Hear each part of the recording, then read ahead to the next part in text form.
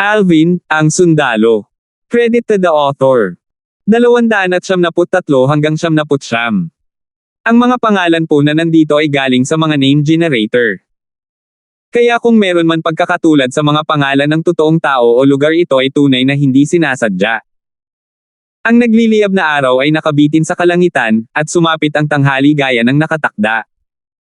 Tahimik ang malawak na plataporma kung saan matatagpuan ang arena ng buhay at kamatayan. Hindi pa rin dumarating si Blake. Binuksan ni Alvin ang kanyang mga mata na maliwanag na parang hanay ng mga bituin, at bumaba ang kanyang tingin sa lugar sa labas ng malawak na platform, ngunit hindi niya napansin ang anumang bakas ng Blake. Tanghali na ngayon, at hindi pa rin dumarating si Blake. Malamang hindi siya nang ahas na pumunta. Akala ko, si Blake ay natatakot gaya ng inaasahan. Kakapatay lang ni Alvin ng Feck the Peaks Braden kahapon, at ang lakas ni Braden ay hindi mas mababa sa Blake. Kaya't normal para sa kanya na hindi maglakas loob na lumapit. Kahapon, nagpapalabas pa siya bago si Alvin, at sinabi na sa oras na iyon, umaasa siyang si Alvin ay maglakas loob na pumunta. Ngayon, siya mismo ay hindi nang ahas na pumunta. Halos sinasampal nito ang sariling mukha. Nakakahiya naman. Ang paligid ng arena ng buhay at kamatayan ay ganap na nagkakagulo. May mga babaeng disipulo pa. Lumiwanag ang mga tingin ni Alvin sa paligid ng life and death arena, at ngayon lang niya napansin na medyo may kaunting mga babaeng disipulo sa labas ng court sa loob ng pulutong ng mga manunood. Lahat sila ay Alcade Peak disciples. Mukhang may mga disipulo mula sa iba pang mga taluktok na pumunta sa Megrez Peak para makiisa rin sa kasiyahan. Ang nasa isip ni Alvin. Ngunit sa kasamaang palad, sila ay tiyak na mabaygo. Pagkaraan ng ilang sandali pa, hindi pa rin lumitaw si Blake. Nagsalubong ang mga kilay ni Alvin at hindi na naghintay pa dahil diretso siyang tumalon sa arena ng buhay at kamatayan, pagkatapos ay umalis. Hindi siya nagulat na hindi nagpakita si Blake. Pagkatapos ng lahat, kapag ang isa ay umakyat sa arena ng buhay at kamatayan, nangangahulugan ito na hindi matatapos ang labanan hanggang sa mamatay ang isang partido. Na si Blake ay walang anumang malalim na galit sa kanya, si Blake ay sumang-ayon na umakyat sa arena ng buhay at kamatayan kahapon ay dahil si Blake ay may tiwala sa kanyang sarili, at pakiramdam niya ay nakuha niya ang kathang-isip na Muscle Meridian Rebirth Scroll na paraan ng paglilinang mula kay Alvin. Ngayong kumalat na ang balitang pinatay niya ang ika-6 na antas ng Origin Core Stage na alagad ng Korte sa labas ng Feck the Peak, si Braden, si Blake na nagpakita ng pag-iingat at hindi nang ahas na magpakita ay nasa inaasahan ni Alvin. Walang malaking pagbabago sa mood ni Alvin dahil sa simula, hindi niya isinasapuso si Blake.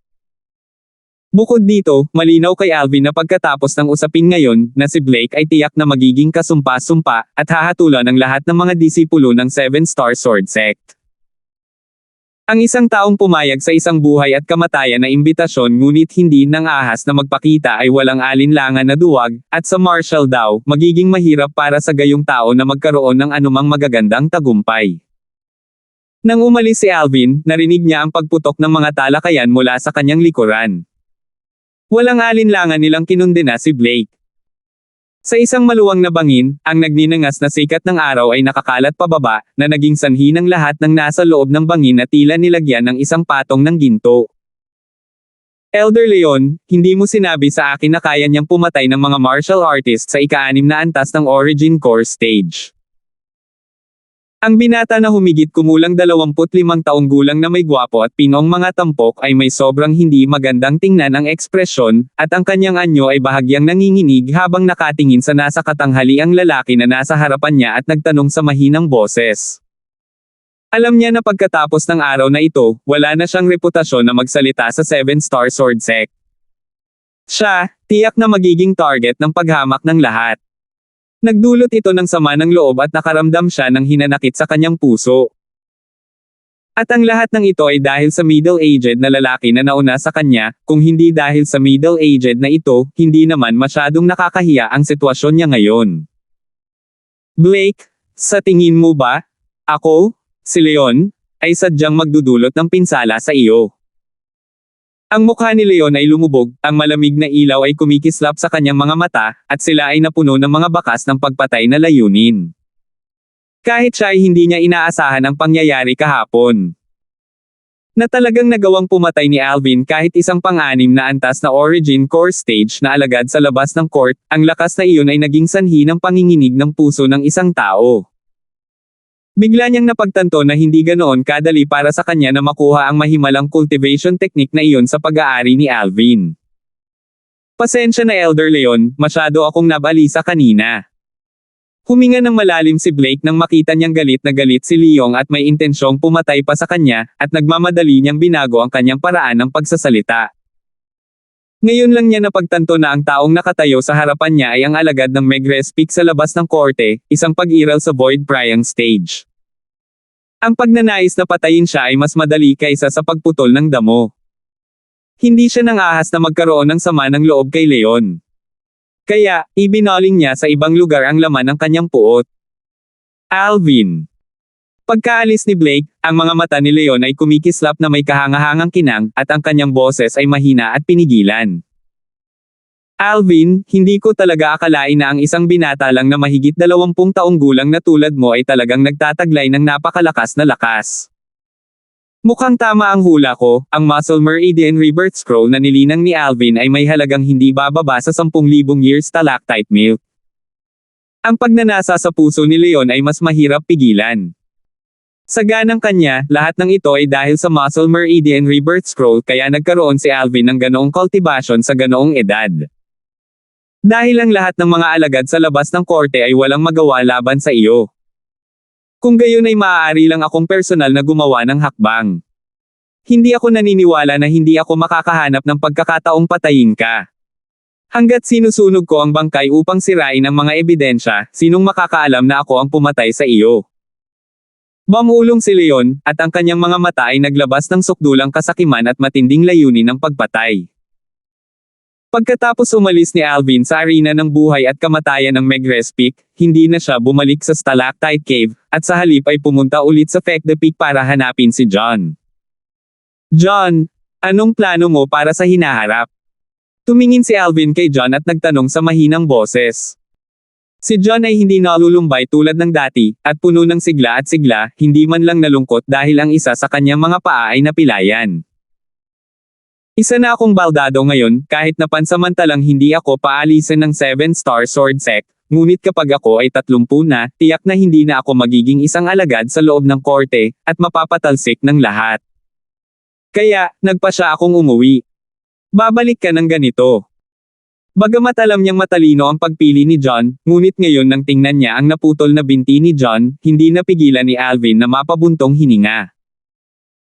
Nai-imagine niya kung paano tiyak na magiging napakasaya ng mga miyembro ng pamilya ni John kapag si John ay naging isang disipulo ng 7-star sword sect, at naisip nila na si John ay papaakyat sa langit. Ngunit ngayon, babalik si John na may baldado ang katawan, at tiyak na magtitiis ng napakalaking pressure. Huwag kang mag-alala. Matingkad nang ngumiti si John nang maramdaman niya ang pag-aalala ni Alvin. Hindi ba paalang? Maliban na lang kung isa itong martial artist na kapareho ko ang cultivation, o di kaya'y isang abnormal na katulad mo, kung hindi ganoon kadaling talunin ako.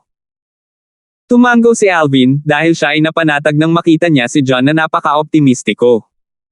Iuuwi na kita. Nag-isip sandali si Alvin, pagkatapos ay sinabi.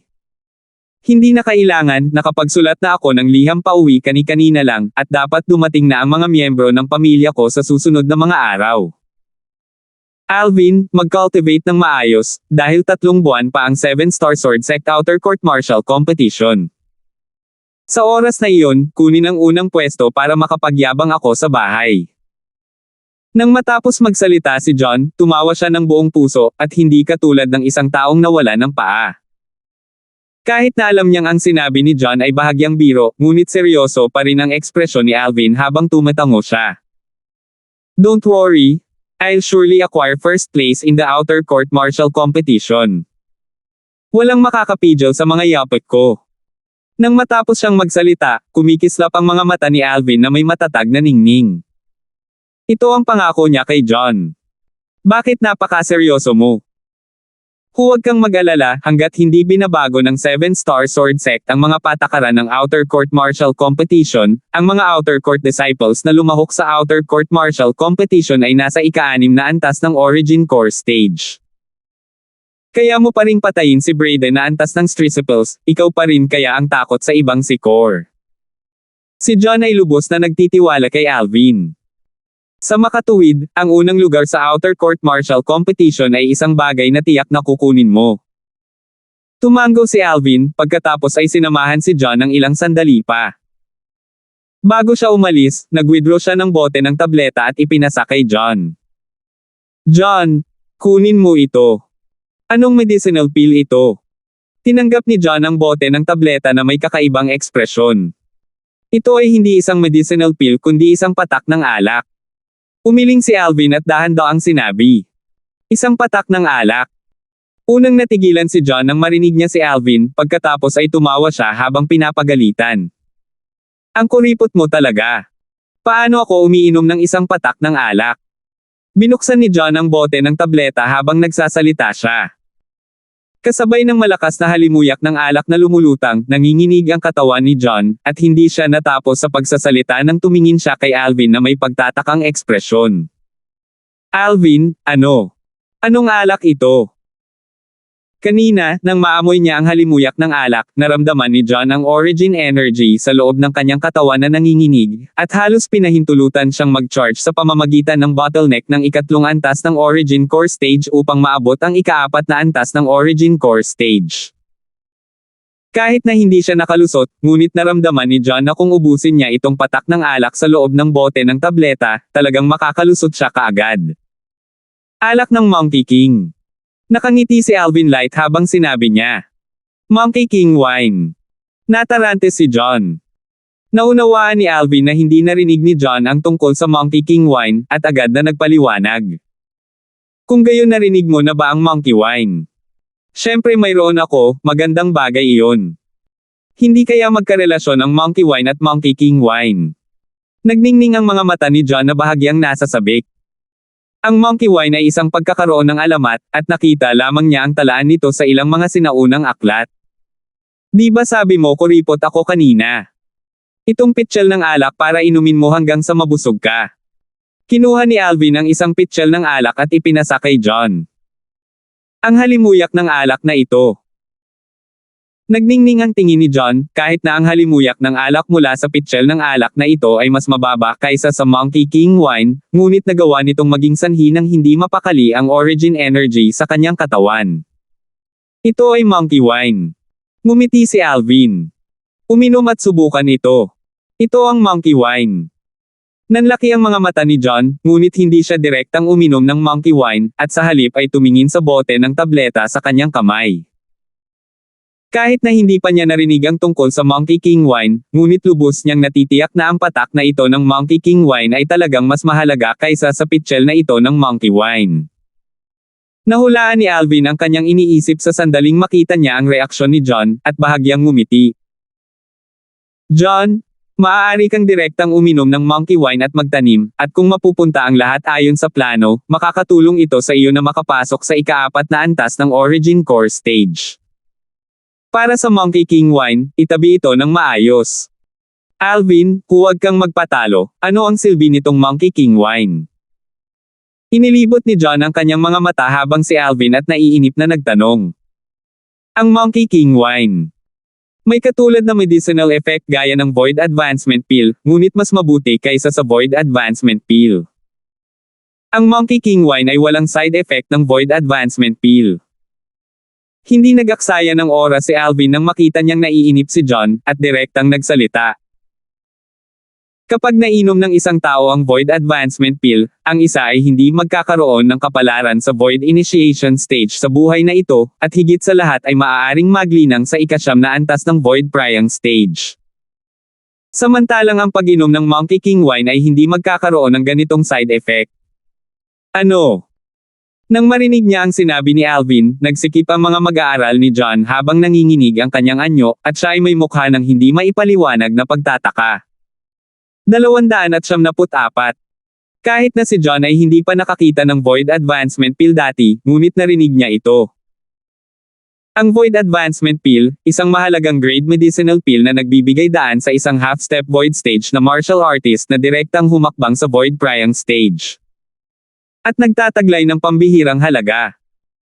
Ngayon, ang patak ng Monkey King Wine sa kanyang kamay ay talagang may nakapagpapagaling na epekto ng isang Void Advancement Pill, at ito ay epekto ng isang Void Advancement Pill na walang side effect.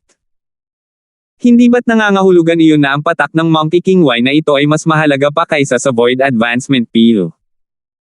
Nagmamadali ang paghinga ni John, at sa bandang huli ay kinagat niya ang kanyang mga ngipin bago ibinalik kay Alvin ang bote ng tableta na naglalaman ng patak ng Monkey King Wine. Alvin, ang Monkey King Wine na ito ay masyadong mahalaga, hindi ko ito kayang itago. Ako ay lubos na nasisiyahan at nasisiyahan na ako ay nakakainom nitong Monkey Wine sa buhay na ito.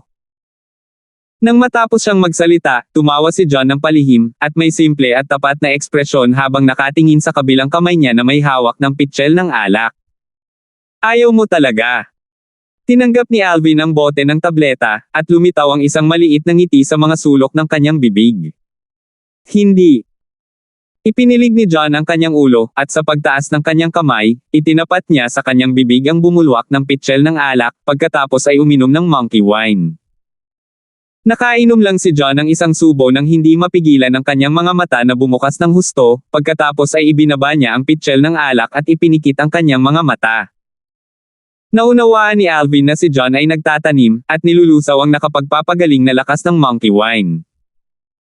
Nang muling imulat ni John ang kanyang mga mata, isang piraso ng maliwanag na liwanag ang kumislap sa loob. Ikaw. Nakalusot ng ganon-ganon lang. Natigilan si Alvin habang nakatingin kay John, bilang umaasa sa kanyang matalas na espiritual na lakas, naramdaman niya ang mga minutong pagbabago na naganap sa katawan ni John. Sa orihinal ay isang huling hakbang na lang ang layo ko mula sa pagpasok sa ika-4 na antas ng Origin Core Stage. Ngayong nakainom na ako ng Monkey Wine, direkta akong nakalusot sa isang pagkakataon. Tumawa si John, at tinitigan ang pitchel ng Monkey Wine sa kanyang kamay na para bang nakakuha siya ng kayamanan, na parang takot na mawala ang Monkey Wine sa kanyang mga kamay. Talagang ayaw mo ang patak na ito ng Monkey King Wine. Gamit ito, at umaasa sa iyong likas na talento, hanggat tumuntong ka sa half-step Void stage sa hinaharap, magagawa mong makapasok sa Void Priang stage sa isang pagkakataon. Inalog-alog ni Alvin ang bote ng tableta sa kanyang kamay na naglalaman ng Monkey King Wine, at mas lumawak ang ngiti sa mga sulok ng kanyang bibig. Sumulyap si John sa bote ng tableta nang may pag-aatubili nang marinig niya si Alvin, ngunit sa huli ay umiling siya. Itago mo ito para sa iyong sarili. Ipinapalagay ko na wala kang marami sa alak na hari ng unggoy na ito. Sa hinaharap, magagamit mo ito sa kalaunan. Hindi inaasahan ni Alvin na kapag nahaharap sa napakalaking tukso, si John ay talagang mag-iisip para sa kanyang kapakanan, at ang kanyang puso ay bahagyang mainit. Si John ay karapat-dapat na kunin bilang isang kaibigan sa buhay at kamatayan. Sige, hindi na kita aasarin, ingatan mo. Kahit na ang Monkey King Wine na hawak ko ay hindi marami, pero sapat pa rin. Walang pakialam si Alvin sa pagtanggi ni John habang tinutulak niya ang bote ng tableta sa kamay ni John, pagkatapos ay tumalikod at umalis sa walang pigil na paraan. Aalis na ako, may gagawin ako. Hindi kita papaalisin kapag aalis ka. Tama, sabihin mo kay Hansel ang address ng bahay mo mamaya, at hilingin sa kanya na sabihin ito sa akin. Pupuntahan kita kapag libre ako sa hinaharap. Kasabay ng pag-alis ni Alvin, itinaas niya ang kanyang kamay at ikinaway ito, nagpaalam kay John. Kahit na mayroon siyang kaunting pagkawala sa kanyang puso, ngunit naunawaan niya na ang lahat ng magagandang bagay sa mundong ito ay dapat na magwakas. Alvin, salamat. Huminga ng malalim si John habang pinagmamasdan ang pigil na figure ni Alvin na naglalaho sa malayo at bahagyang nasa sabik. Sinulyapan niya ang Monkey King Wine at Monkey Wine sa kanyang kamay, at medyo mabigat ang kanyang kalooban. Napakahalaga ng regalo ni Alvin. Nang makita niyang ganap na nawala ang figure ni Alvin sa kanyang harapan, ang mga mata ni John ay dumilat at nagliwanag na may mga bakas ng maliwanag na liwanag, pagkatapos ay bumulong. Alvin, huwag kang mag-alala. Kahit na paile ang isang pa ako, hindi ako mamamatay ng ganito. Tiyak na iba ang tingin ko sa iyo sa susunod na pagkikita natin. Sa sandaling ito, ang kalooban ni John sa martial daw ay matatag na parang isang matalas na espada, na parang kayang sirain ang lahat. At tiyak na dahil sa determinasyong ito ang naging sanhi ng mukha ni Alvin na puno ng pagkabigla at kawalang paniwala nang muli niyang makilala si John maraming taon mula noon. Hu! Nagpakawala ng mahabang hangin si Alvin pagkatapos niyang lisanin ang bangin na kinaroroonan ni John. Kahit na makaranas ng dalawang buhay, kapag nahaharap sa mga palm, ang puso ni Alvin ay mayroon pa ring hindi maipaliwanag na kalungkutan. Oras na para hanapin muli ang dalawang maliliit na tao na nag-aalala sa akin. Pagkaalis ni Alvin sa Fekde Peak, hindi na siya bumalik sa Megres Peak, at dirdiretsong naglakad pababa ng Dubi Peak, pagkatapos ay lumabas ng sekta upang tumungo sa sinaunang kagubatan kung saan walang pigil na gumagala ang mga mabangis na hayop at demonyong hayop. Pagkatapos pumasok ni Alvin sa Primeval Forest, binilisan niya ang lahat ng mabangis na hayop na nakatagpo niya sa daan ay halos napatay sa isang kamao mula sa kanya. Kahit na hindi siya gumamit ng martial skills o quake energy. Sa wakas, kasama niya ang patuloy na pagpasok ng mas malalim sa primeval na kagubatan, ang mga mabangis na hayop na nakatagpo niya ay naging mas malakas, at mayroon pang ang maraming ika-6 na antas ng Origin Core Stage na mabangis na hayop. Halos lahat ng mabangis na hayop na ito ay nalasing ang kanilang mga lalamunan sa pamamagitan ng isang hampas ng espada. Sa lakas na kontrolado ni Alvin ngayon, isa siyang nagsagawa ng sword drawing arts, ang bilis ng kanyang espada ay isang bagay na kahit ang ika-6 na antas ng Origin Core Stage na mabangis na hayop ay hindi makakapag-react. Dapat kong subukan ang ilang quake energy. Laminggalinga ang tingin ni Alvin sa paligid pagkatapos ay nag-flash out ang kanyang figure. Spirit Serpent Movement Technique. Magpatuloy sa pagpasok ng mas malalim. Umuungol. Isang malakas na dagandong na nakabingi sa mga tainga ang pumasok sa mga tainga ni Alvin, na naging sanhi ng pananakit ng eardrums ni Alvin, na parang may kulog na tumatago sa kanyang mga tainga. Bang! Isang napakalaking mabangis na halimaw ang dumating mula sa malayo, na parang nagiging bug zone ng hangin na bumaba sa harap ni Alvin sa isang kisap mata. Nang hamampis ang mabangis na hayop, yumanig ang lupa na parang yumanig ang lupa at yumanig ang mga burol. Sa himpapawid, lumitaw ang 100 sinaunang mammoth silhouette. 7-level Origin Core Stage mabangis na hayop. Nagulat si Alvin sa kanyang puso, at seryoso niyang pinalaki ang mabangis na hayop sa kanyang harapan. Ito ay isang napakalaking tigre na nababalot ng itim at may kintab na balahibo, at ang mga batik ng sikat ng araw ay dumaan sa tabing ng kagubatan upang bumaba sa katawan nito, na naging sanhi ng pagkislap ng balahibo nito na may nakasisilaw na ningning. Umaasa sa matatalinong alaala ng Rebirth Martial Emperor, nakilala ni Alvin ang mabangis na hayop na ito ng tigre sa isang sulyap. Black Tiger. Ikapitong antas ng Origin Core Stage na mabangis na hayop. Ang Black Tiger na ito ay pinakasanay sa bilis at lakas, at ang depensa nito ay bahagyang mahina. Siyempre, ang pagsasabi na mahina ang depensa nito ay medyo mahina lang sa iba pang mabangis na hayop ng Origin Core Stage sa ikapitong antas. Umuungol.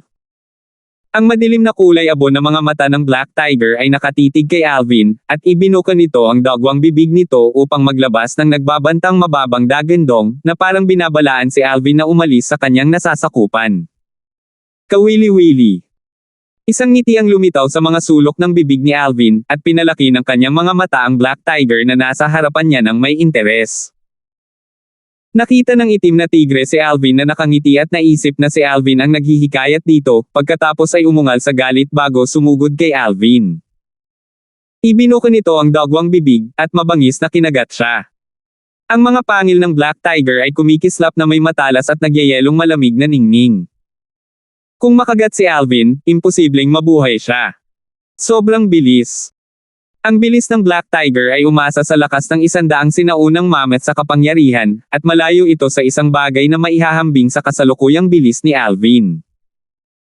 Sa sandaling sumulpot ang Black Tiger, hindi umiwas si Alvin at sa halip ay tumalon sa mismong lugar, perpektong nakaiwas sa dagwang bibig ng Black Tiger at ang matatalas na pangil na iyon. Bang! Walang tumama ang suntok ng Black Tiger, at nakaramdam ng galit sa loob ng madilim nitong kulay abong mga mata. Umuungol. Ang itim na tigre ay umungal ng mahina, pagkatapos ay ibinaling nito ang ulo upang muling kumagat kay Alvin. At sa sandaling ito, kumilos si Alvin. Ang lakas ng 81 sinaunang mammoth ay ganap na sumabog. Nang walang pagpipigil. Dragon's Finishing Touch.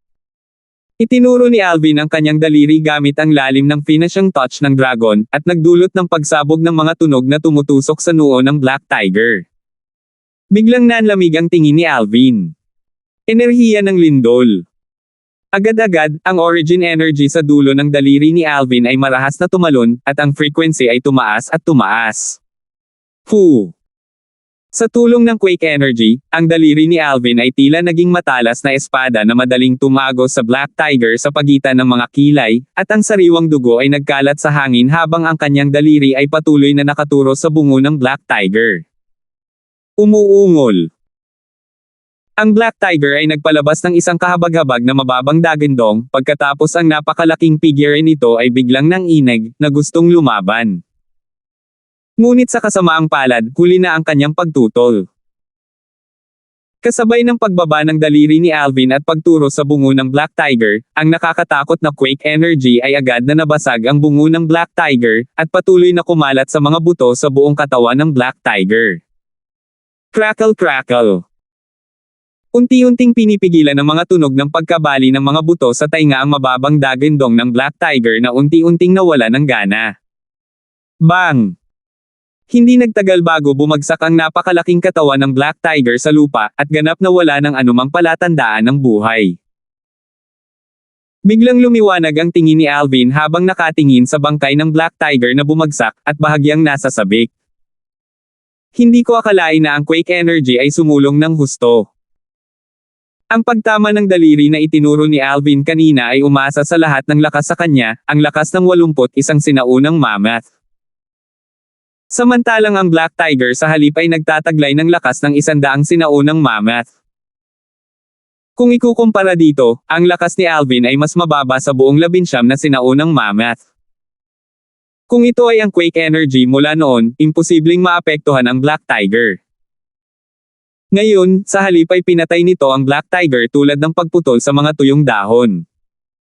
Sa madaling salita, ang saklaw ng epekto ng quake energy ay tumaas ng malaki. Noong nakaraan, ang epekto ng quake energy ay nagagawa lamang sa mga kalaban na hindi hihigit sa 10 sinaunang mammoth na mas malakas kaysa kay Alvin. Sa madaling salita, ang saklaw ng epekto ng quake energy noong nakaraan ay nasa loob ng lakas ng 10 sinaunang mammoth. Ngayon, batay sa kasalukuyang mga pangyayari, kahit na si Alvin at ang Black Tiger ay may pagkakaiba sa lakas ng 19 na sinaunang mammoth sa pagitan nila, ngunit ang mga epekto ng quake energy ay nagpapakita pa rin. Sa madaling salita, ang saklaw ng epekto ng quake energy ay umabot na sa lakas ng 19 na sinaunang mammoth. Ang mga partikular na detalye ay mangangailangan pa rin kay Alvin na subukan ito ng mag-isa. Inalis ni Alvin ang beast core ng Black Tiger, pagkatapos ay nagpatuloy sa pagtungo ng mas malalim sa primeval forest.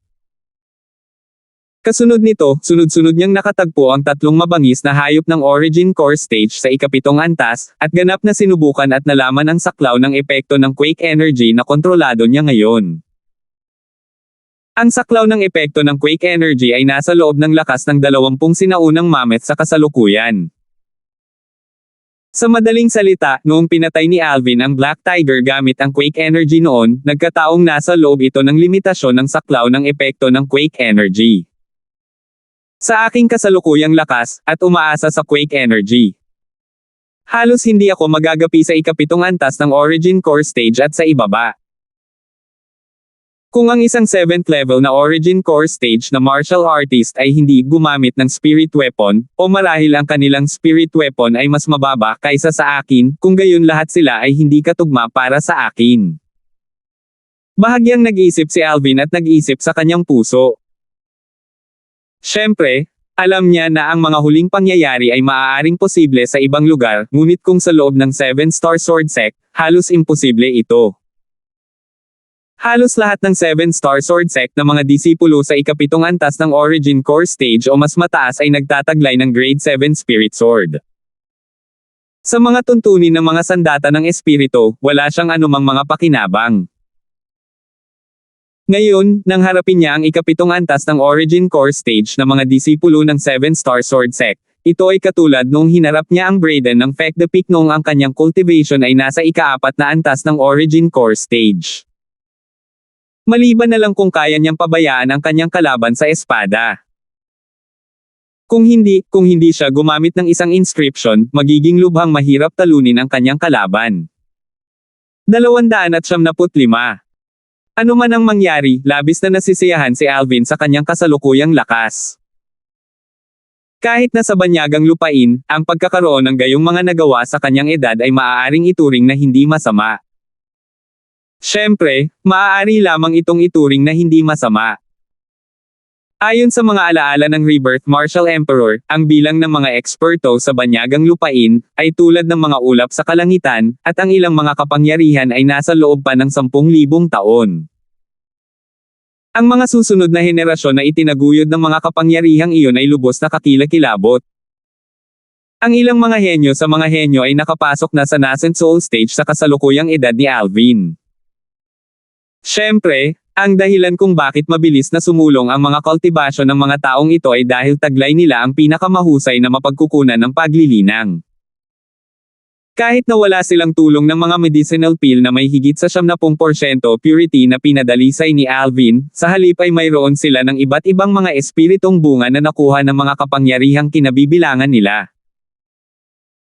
Ang mga espiritong bungang iyon ay pawang mga kayamanan ng langit at lupa na makikita lamang ng swerte at hindi hinahanap, at napakahirap makuha. Masasabing ang lakas ng mga henyong iyon ay umasa na lahat ay nakatambak ng mga kayamanan ng langit at lupa na mahirap isipin para sa mga ordinaryong tao. Kahit sa buong Cloud Continent, ang aking kasalukuyang likas na talento ay maaaring ituring na pinakamataas. Hanggat ang aking lakas ay sapat sa hinaharap, at maaaring umalis sa Darkan Dynasty upang magtungo sa banyagang lupain, kung gayon maaari kung makuha ang mga dakilang kayamanan na iniwan ng Rebirth Martial Emperor para sa kanyang ikatlong buhay. Hindi maiwasan ni Alvin na matuwa ng bahagya sa kanyang puso nang mag-isip siya hanggang sa puntong ito. Ang Three Lives Rebirth technique na nilinang ng Rebirth Martial Emperor ay nangangailangan na maranasan ang tatlong buhay upang makamit ang pagiging perpekto. Kaya, sa unang buhay ng Rebirth Martial Emperor, nag-iwan siya ng maraming kayamanan para sa kanyang ikalawang buhay. At sa kanyang ikalawang buhay, ang Rebirth Martial Emperor ay umasa sa mga kayamanan na naiwan niya sa kanyang unang buhay upang muling linangin hanggang sa rurok ng Martial Emperor stage sa pinakamaikling panahon. Sa kanyang ikalawang buhay, noong binalak ng Rebirth Martial Emperor na isagawa ang kultibasyon ng ikatlong buhay para sa kanyang Three Lives Rebirth technique, nag-iwan siya ng malaking halaga ng mga kayamanan. Ang mga kayamanang iyon ay sumasaklaw sa napakaraming bagay. Mayroong hindi mabilang na mahahalagang materyales at espiritong prutas.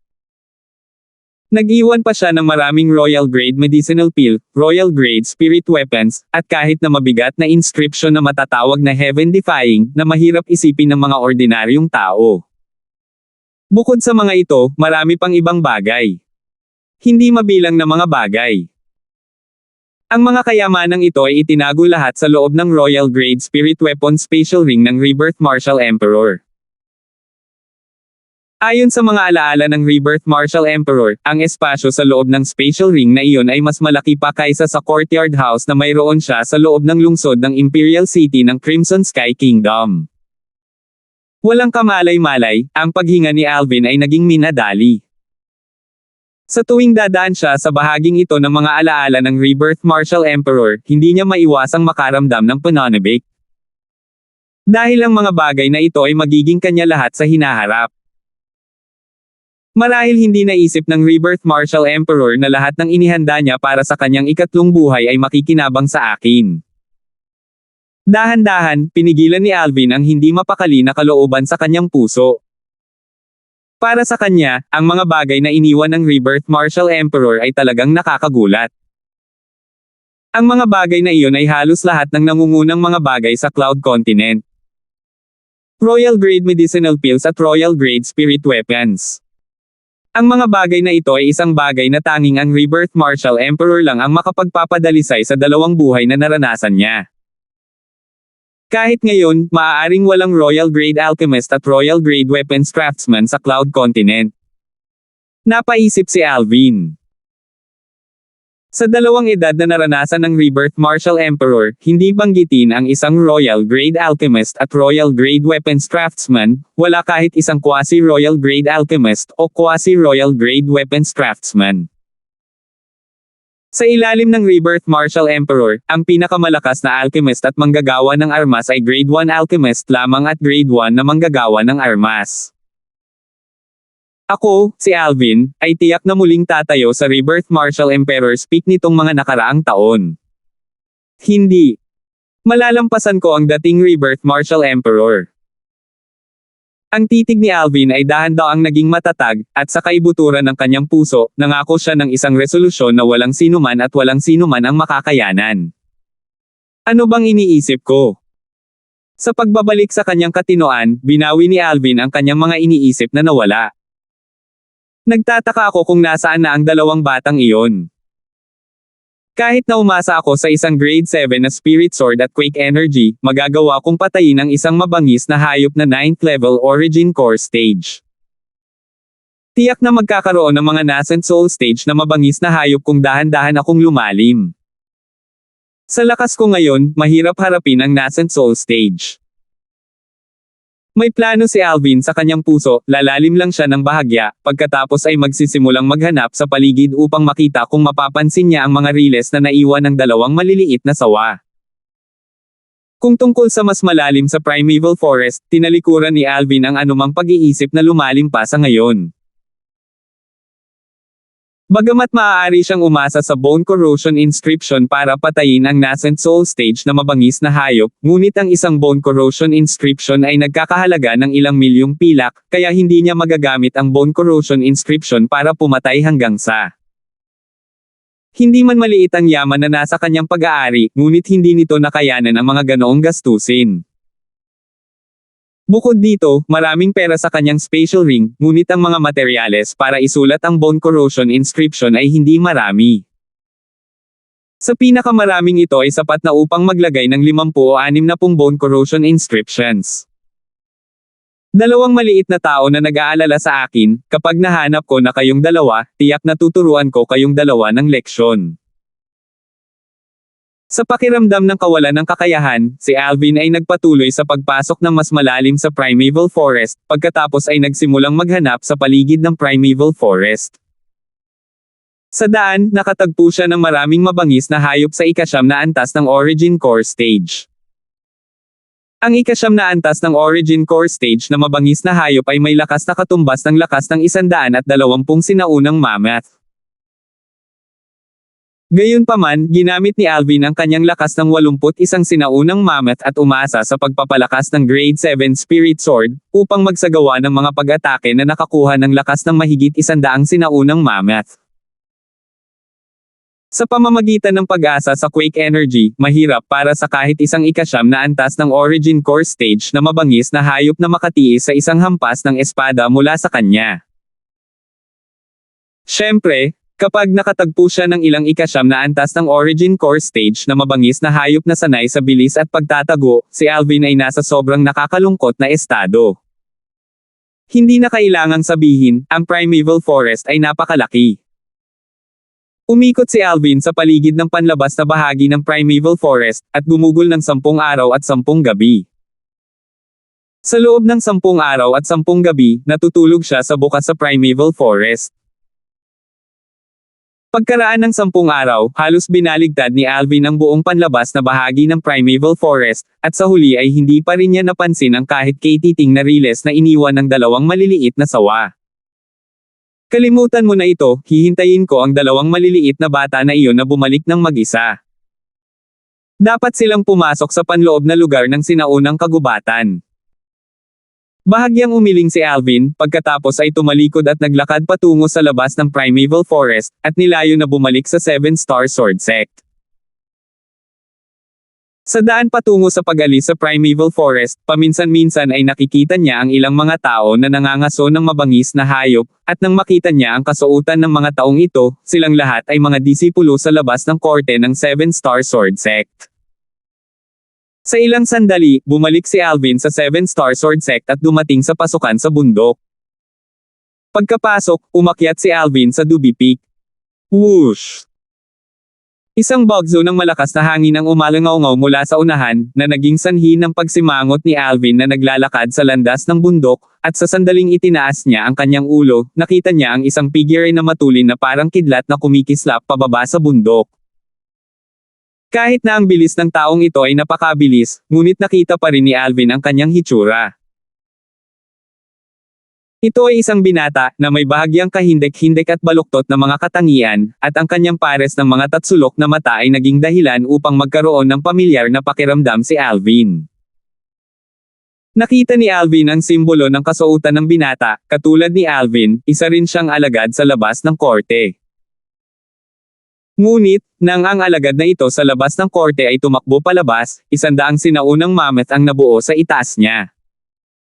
Ikapitong antas ng Origin Core Stage Martial Artist. Tumabi si Alvin nang makita niyang tila nagmamadali ang alagad na ito sa labas ng korte. Ngunit kahit noon pa man, nang dumaan si Alvin ng disipulo sa labas ng court, nagdulot siya ng malakas na hangin na naging sanhi pa rin ng pagkipas at pagsipol sa hangin ng kasuotan ng alagad ng panlabas na court ni Alvin. Sumimangot si Alvin at nagpatuloy sa pag-akyat sa bundok, pagkatapos ay dumaan sa chain bridge at bumalik sa Megrez Peak. Nang si Alvin ay tumuntong pa lamang sa platform sa Megrez Peak, napansin niya ang isang nagbabagang tingin na bumababa sa kanya. Tumingin si Alvin at nakita ang isang disipulo ng Megrez Peak na may ordinaryong ekspresyon, at nang makita ng disipulong ito ng Megrez Peak ang pagpunas ng tingin ni Alvin, dali-dali niyang ibinaba ang kanyang ulo. Sa pag-asa sa kanyang matalas na espiritual na lakas, at sa mga karanasan ng Rebirth Martial Emperor, nakuha ni Alvin na ang paglilinang sa disipulong ito ng Megrez Peak ay nasa ikatlong antas ng Origin Core Stage. Nang balak niyang bumalik sa tuktok ng Megrez Peak, napansin ni Alvin na talagang tahimik na sumusunod sa kanya ang disipulo ni Megrez Peak mula sa likuran. Napansin ng matalas na espiritual na lakas ni Alvin ang disipulong ito ng Megrez Peak na sumusunod sa kanya sa unang posibleng sandali, at ang sulok ng kanyang bibig ay napangiti.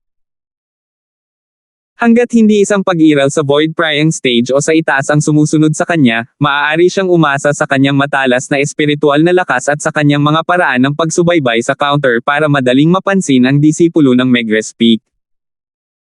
Sinadya ni Alvin na lumakad sa isang malayong landas pagkatapos ay lumiko sa likod ng ilang mga palumpong. Gaya ng inaasahan, sumunod ang alagad na iyon ng Megrez Peak. Nasaan siya? Hindi nagtagal, napansin ng alagad ng Megrez Peak na matapos lumiko ang kanyang target dito, ang kanyang target ay talagang naglaho sa hangin, at kaagad, ang kanyang mukha ay nagpakita ng bakas ng pagkalito. Hinahanap mo ba ako? Samantala, si Alvin na nakatago sa malapit ay lumabas mula sa mga palumpong, at tumingin sa disipulo ng Megrez Peak na may gulat na ekspresyon at sinabi na may nakakatakot na kalmadong tono. No, I'm not. Kasabay ng pagkataranta nitong alagad ng Megrez Peak ay nagmamadaling itinanggi nito. Nagpapatawa ka ba? Kahit na mas bata sa kanya ang binata na nauna sa kanya, ang lakas ng binata ay hindi niya maikukumpara. Kahit na ang isang pag-iral sa ika-6 na antas ng Origin Core Stage ay pinatay sa kamay ng binatang ito, hindi banggitin siya na isang pangatlong antas lamang ng Origin Core Stage. Kaya naman, bago ang binatang ito, hindi man lang niya naisip ang tumakas. Dahil alam niyang gustuhin man niyang tumakas ay hindi niya magagawa. Hindi. Lumubog ang mukha ni Alvin nang marinig ang disipulong ito ng Megrez Peak, at kumalat ang isang mesensinang hangarin sa pagpatay mula sa kanyang katawan, na parang nagiging langit na sumasaklaw sa lambat na bumalot sa disipulong Megrez Peak sa kanyang harapan. Kaagad, ang mukha ng disipulo ng Megrez Peak ay namutla, at naramdaman niya ang kanyang sarili na tila nasa isang Ozure battlefield. Ang nagyayelong lamig na direktang pumasok sa kanyang puso ay naging sanhi ng hindi napigilan ng kanyang katawan na manginig, at dali-dali niyang inikat ang kanyang origin energy upang mapaglabanan ito, saka lang siya bahagyang gumaan. Sinong nagtanong na sundan mo ako? Tumingin si Alvin sa disipulo ng Megrespik at muling nagtanong na may bahagyang malamig na tono. Ako. Hindi kita sinundan. Ang disipulo ng Megrespik ay nagngangalit ang kanyang mga ngipin upang pilitin na tiisin ang layunin ng pagpatay, at sinabi sa nanginginig na boses. Makapal ang ulo.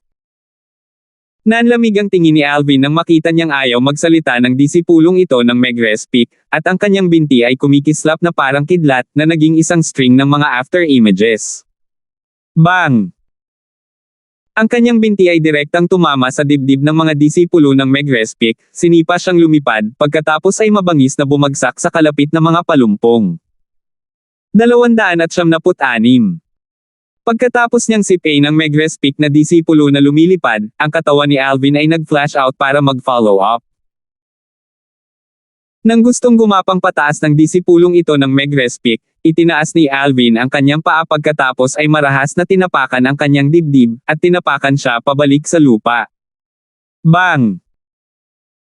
Ang katawan ng disipulo ng Megrespik ay bumagsak muli sa lupa, at nabigla sa lakas hanggang sa namutla ang kanyang mukha, pagkatapos ay tumingin kay Alvin na may pares ng mga mata na puno ng takot at pangamba. Sino ang nagpadala sa iyo? Kalmado pa rin ang tono ni Alvin, ngunit ang kanyang titig na naging mas malamig pa, walang alinlangang sinabi sa disipulong ito ng Megrespik na wala na siyang masyadong pasensya. Wala talagang nagpadala sa akin. Talaga. Nakatuon ang tingin ng mga disipulo ng Megrespik at saglit siyang nag-alinlangan bago tila may mga pangamba habang sinasabi na may gulat na ekspresyon. Very good.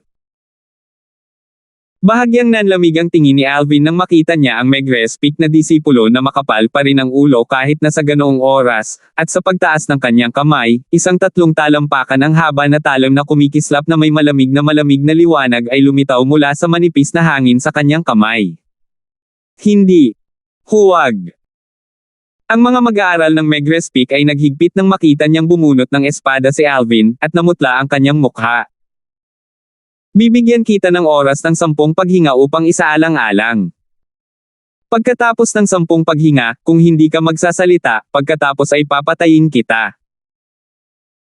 Dapat mong malaman na kahit na pinagbabawalan ng 7-star sword sect ang mga kapwa-disipulo na magpatayan, ngunit hanggat walang nakakakita sa akin na pumatay sa iyo, walang mangyayari sa akin. Tinitimbang ni Alvin ang 3 talampakang haba ng talam sa kanyang kamay, pagkatapos ay bahagyang iniunat ang kanyang kamay upang haplasan ang talam ng espada, na parang marahan niyang hinahaplos ang kanyang kasintahan.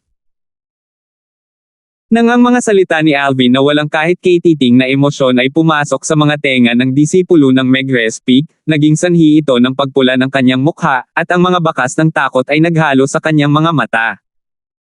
Natural na alam niyang totoo ang sinabi ni Alvin. Kung dito talaga siya namatay, sa liblib ng lugar na ito, kahit na may makahanap ng bangkay niya, malamang ilang araw na lang mula ngayon. Sa oras na iyon, kahit na ang mga mapagkukunan ng 7-star sword sect ay mas malaki, at ang lakas ng 7-star sword sect ay mas malakas, imposible pa ring imbestigahan kung sino ang pumatay sa kanya. Kaya, kahit na siya ay talagang pinatay ni Alvin dito ngayon, siya ay namatay para sa wala. Mayroon ka pa ring 5 hininga na nagkakahalaga ng oras. Bumaba ang tingin ni Alvin sa mga mata ng disipulo ng Megrespik na nataranta, at isang uhaw sa dugo na lamig ang lumitaw sa mga sulok ng kanyang bibig. Ang espada sa kanyang kamay ay tumugma sa kanya upang gumuhit ng pattern gamit ang kanyang espada, isang pattern na nakasisilaw at kahanga-hanga. 3 hininga pa. Pagkatapos ng isa pang oras ng 2 paghinga, bahagyang lumamig ang boses ni Alvin. Bahagyang umangat ang espada sa kanyang kamay, na parang anumang oras ay sasalakay. Magsasalita ako. Magsasalita ako. Sa wakas, ang disipulo ng Megrespik ay hindi nakayanan ang mental pressure na ipinataw sa kanya ni Alvin, at may mukha na puno ng takot habang sinasabi niya na may hindi mapapantayang tono, takot na ang espada ni Alvin ay walang awa na bumaba sa kanya kung siya ay mabagal. Magsalita ka. Tumingin si Alvin sa disipulo ng Magrespik at sinabi sa malamig na boses. Kung napansin kong nagsisinungaling ka, huwag mo akong sisihin sa pagiging walang awa mo. I don't dare. I don't dare. I absolutely don't dare lie. Nagulat ang alagad ng Magrespik hanggang sa puntong hindi na siya makapagsalita ng maayos, at pagkatapos niyang mahabol ang kanyang hininga, nagpatuloy siya. Si Elder Leon ang humiling sa akin na subaybayan ang iyong mga landas, at hanggat nakikita kitang lumitaw sa Magrespik, dapat akong magulat sa kanya sa unang pagkakataon. Bukod doon, sinabi rin niya na kung magagawa kong malaman ang tungkol sa iyong lugar ng pagtatanim, pagkatapos ay bibigyan niya ako ng dagdag na 10,000 ginto. Leon. Lumubog ang mukha ni Alvin. Hindi niya inaasahan na si Leon na naman ang nasa likod nito. Na si Leon ay paulit-ulit na nagpadala ng mga tao upang harapin siya alang-alang sa isang kathang-isip na paraan ng paglilinang, ngunit sa huli ay naghanap ng lanang ngunit umuwing ginupit. Ngayon, talagang hindi pa sumusuko si Leon.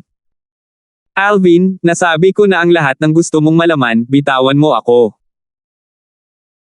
Tumingin ang disipulo ng Magrespik sa nag-aalangan na ekspresyon ni Alvin, at bahagyang nataranta, labis na natatakot na babalik si Alvin sa kanyang sinabi.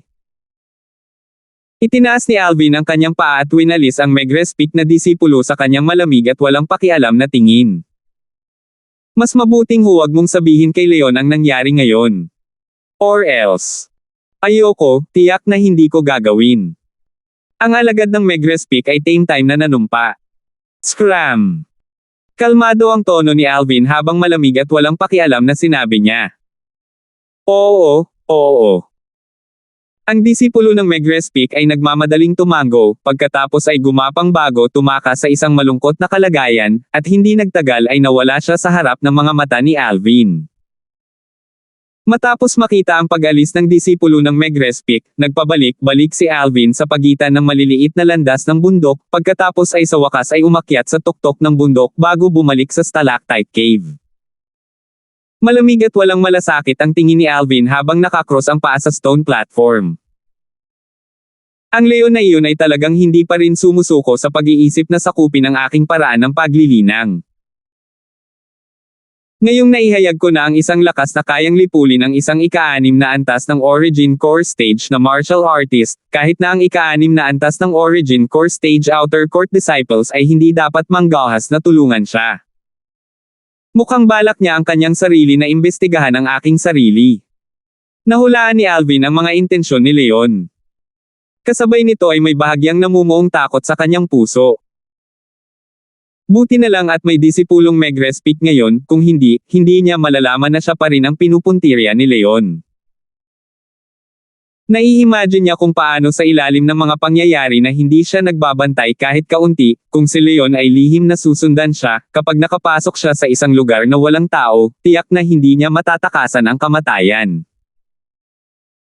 Kumbinsido siya na sa pagharap sa tukso ng fictitious muscle meridian rebirth scroll, si Leon ay magiging walang awa sa kanya ng walang pag-aalinlangan. Sa kasamaang palad, wala si Jack sa tabi ko. Ang pinakamalakas na paraan na hawak ko, ang Blaze Inscription, ay hindi siya kayang harapin. Bahagyang lumungkot ang mukha ni Alvin habang huminga siya ng malalim. Mukhang kailangan kong maging lubhang maingat kapag gumagalaw ako sa loob ng 7-star sword sect sa hinaharap.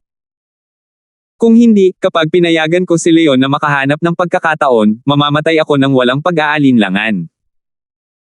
Sa ilalim ng kanyang seryosong mood, umatras si Alvin at uminom ng Origin Strength Eneng Pill, pagkatapos ay ipinikit ang kanyang mga mata upang magsimulang magtanim. 9 Dragon's War Sovereign Technique, Worm Python Form.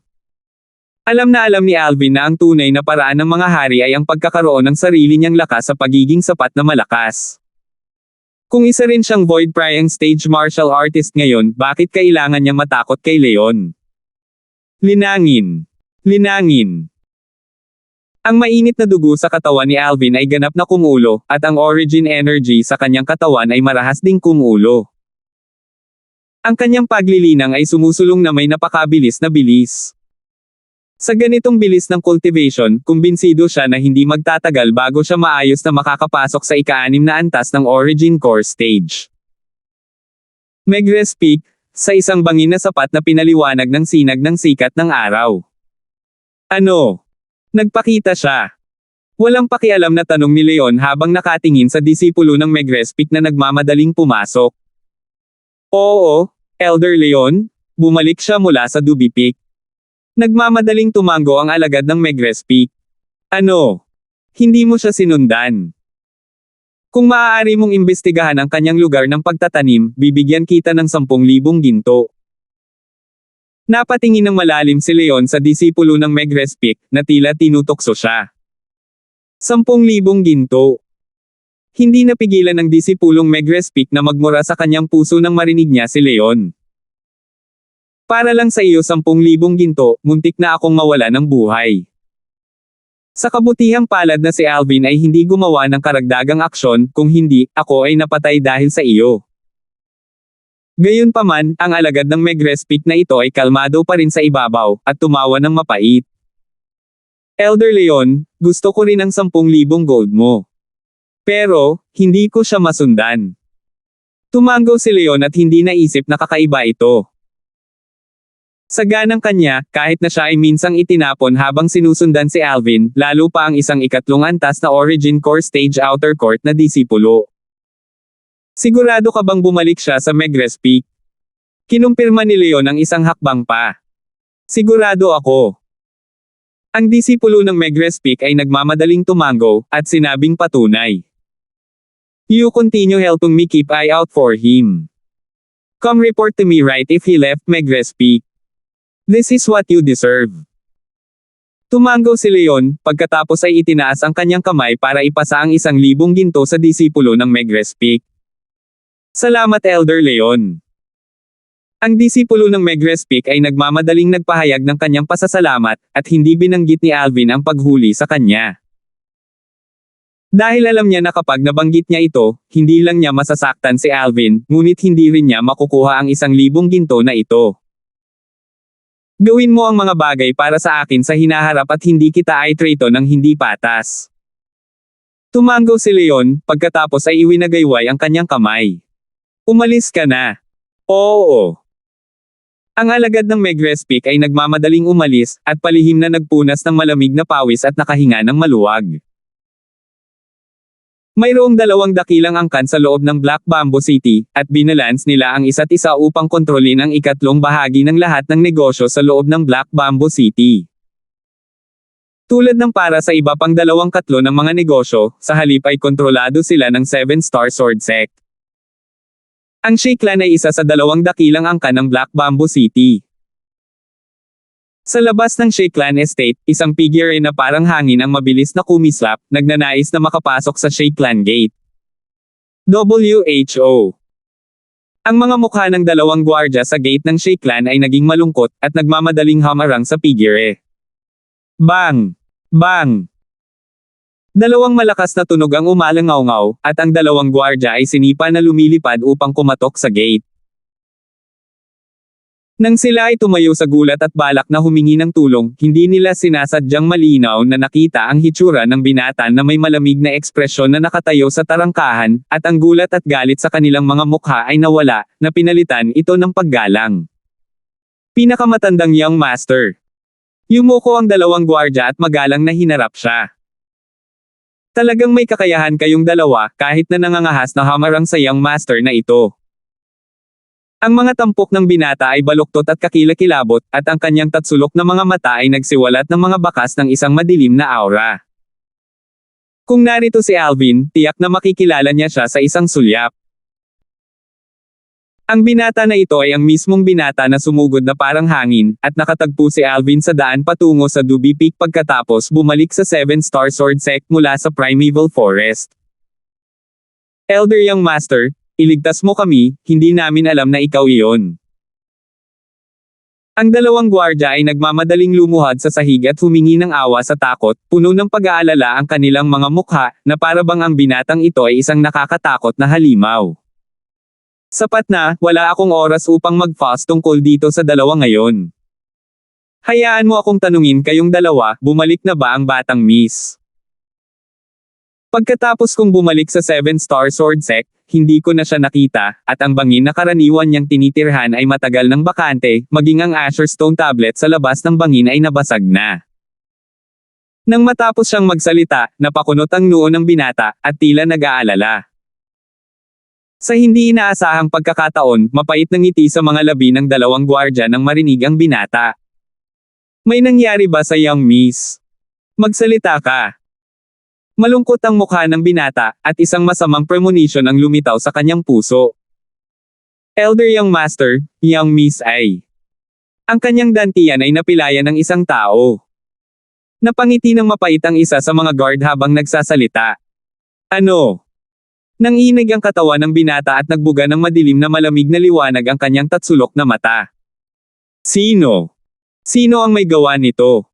Sino ba to? Talagang naglakas loob na pilayin ang kapatid kong si Gomer. Kahit sino pa yan, ipapapatay ko siya, ipapakamatay ko siya ng walang grave na kamatayan. 297. Hindi alam ni Alvin kung gaano siya katagal nagtanim, at hanggang sa tuluyang nasisipsip ang nakapagpapagaling na epekto ng Origin Strength Eneng Pill ay dahan-dahan niyang binuksan ang kanyang mga mata at nagising. Hu! Alvin ay dumura ng isang subo ng mabahong hangin, at sumulyap sa malamig na stalactite na kuweba pagkatapos ay umiling bago naglakad palabas na may malalaking hakbang. I wonder how those two little fellows are now. Si Alvin ay nakatayo sa ibabaw ng nakatagilid na puno at nasiyahan sa binyag ng hamog sa umaga, at ang kanyang tingin ay dumaan sa ulap at ulap sa kalangitan upang tingnan ang direksyon ng primeval na kagubatan. Ang kanyang puso ay palaging bahagyang hindi komportable dahil sa dalawang maliliit na sawa. Pupuntahan ko si Little Megan at Kelly. Si Little Megan sana ay nakalusot. Pagkaraang bumalik sa kanyang katinoan, ang mga sulok ng bibig ni Alvin ay napangiti, at pagkatapos niyang gamitin ang kanyang matalas na espiritual na lakas para maramdaman ang tuktok ng bundok saglit, siya ay lumundag, pagkatapos ay naglakad pababa sa Megrez Peak. Hindi nagtagal, muli siyang nakarating sa malawak na plataporma kung saan matatagpuan ang trade hall. Kararating lang niya sa malapit sa trade hall nang mapansin niya ang ilang mga titig na bumababa sa kanya, na tila sinasadyang tumuon sa kanya. Isang malamig na ngiti ang lumitaw sa mga sulok ng bibig ni Alvin, kung hindi siya mali ang hula, ang mga taong ito ay dapat na mga tao na inutusan ng elder sa labas ng court, Leon, na subaybayan siya. Gayunpaman, wala siyang pakialam, dahil ang lahat ng mga taong ito ay walang banta sa kanya. Biglang, tila may napansin, bumaba ang tingin ni Alvin sa malayo. Ngayon, isang binata ang nakatayo doon, at nakatingin kay Alvin na may masalimuot na tingin. Jomar! Nakilala ni Alvin ang binatang ito sa isang sulyap, mismong ang disipulo sa labas ng korte ang hamarang sa kanya malapit sa trade hall at nagnanais na tulungan si Leon na puwersahang agawin ang kathang-isip na Muscle Meridian Rebirth Scroll na nasa kanya. Ang Jomar na ito ay isang 5th level Origin Core Stage Outer Court disciple.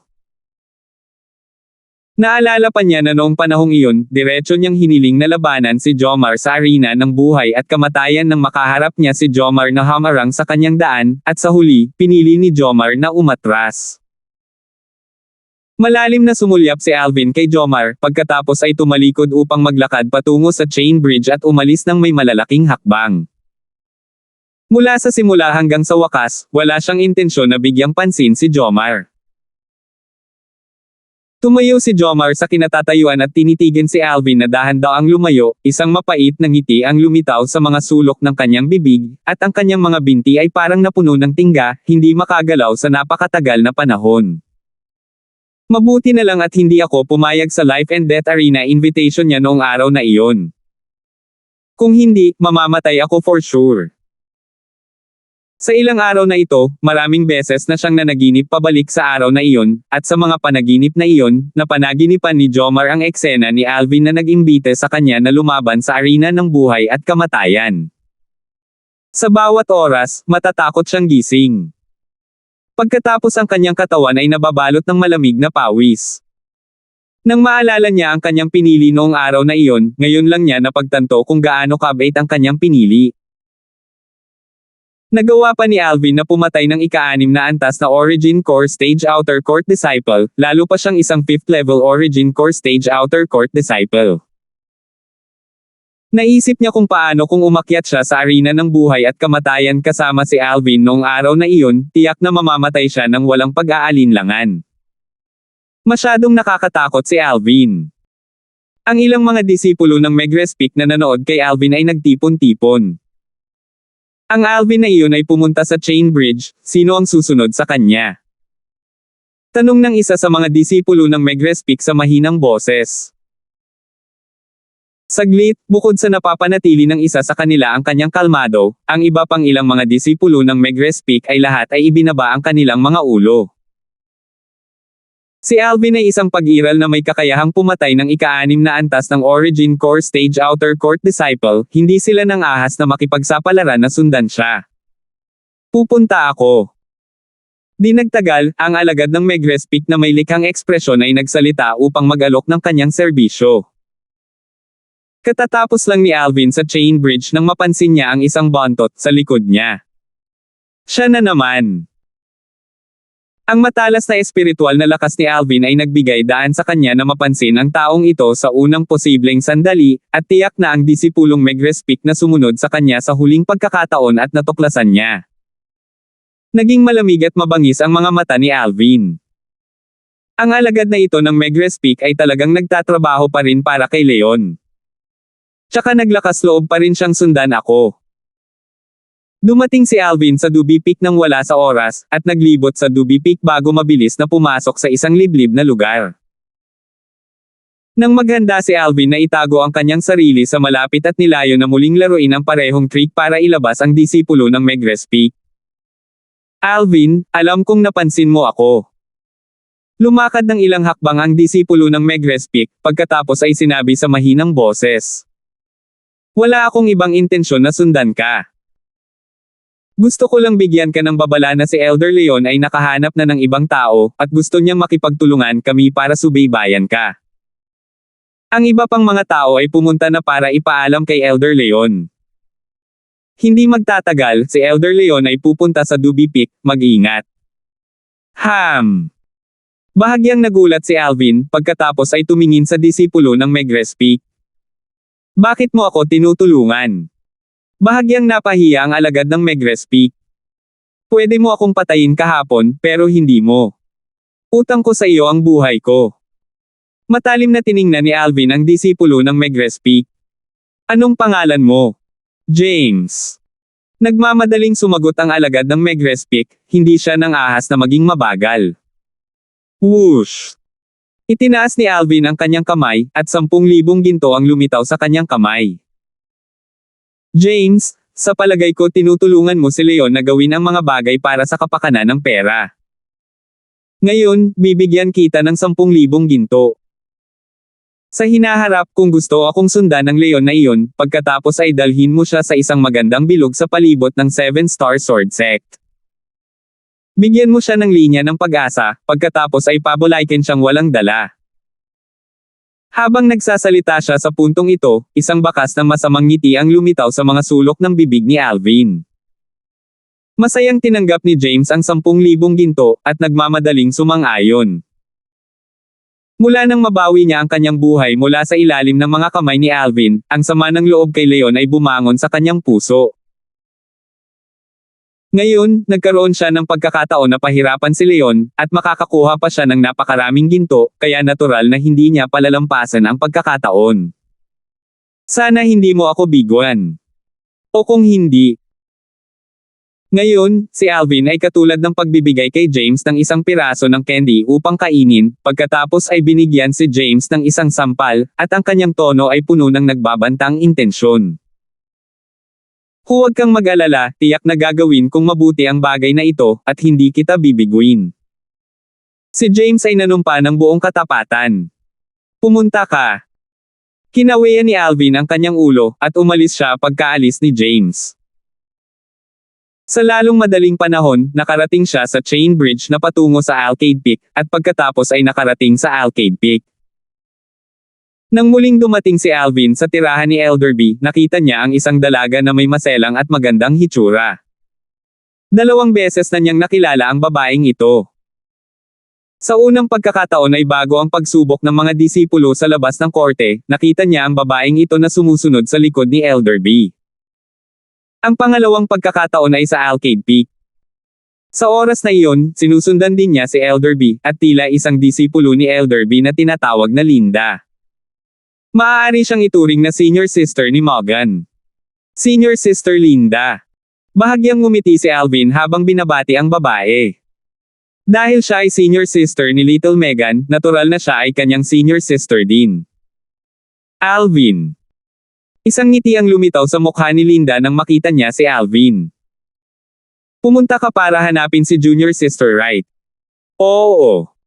Tumango si Alvin na may bahagyang ngiti. Pupuntahan ko siya.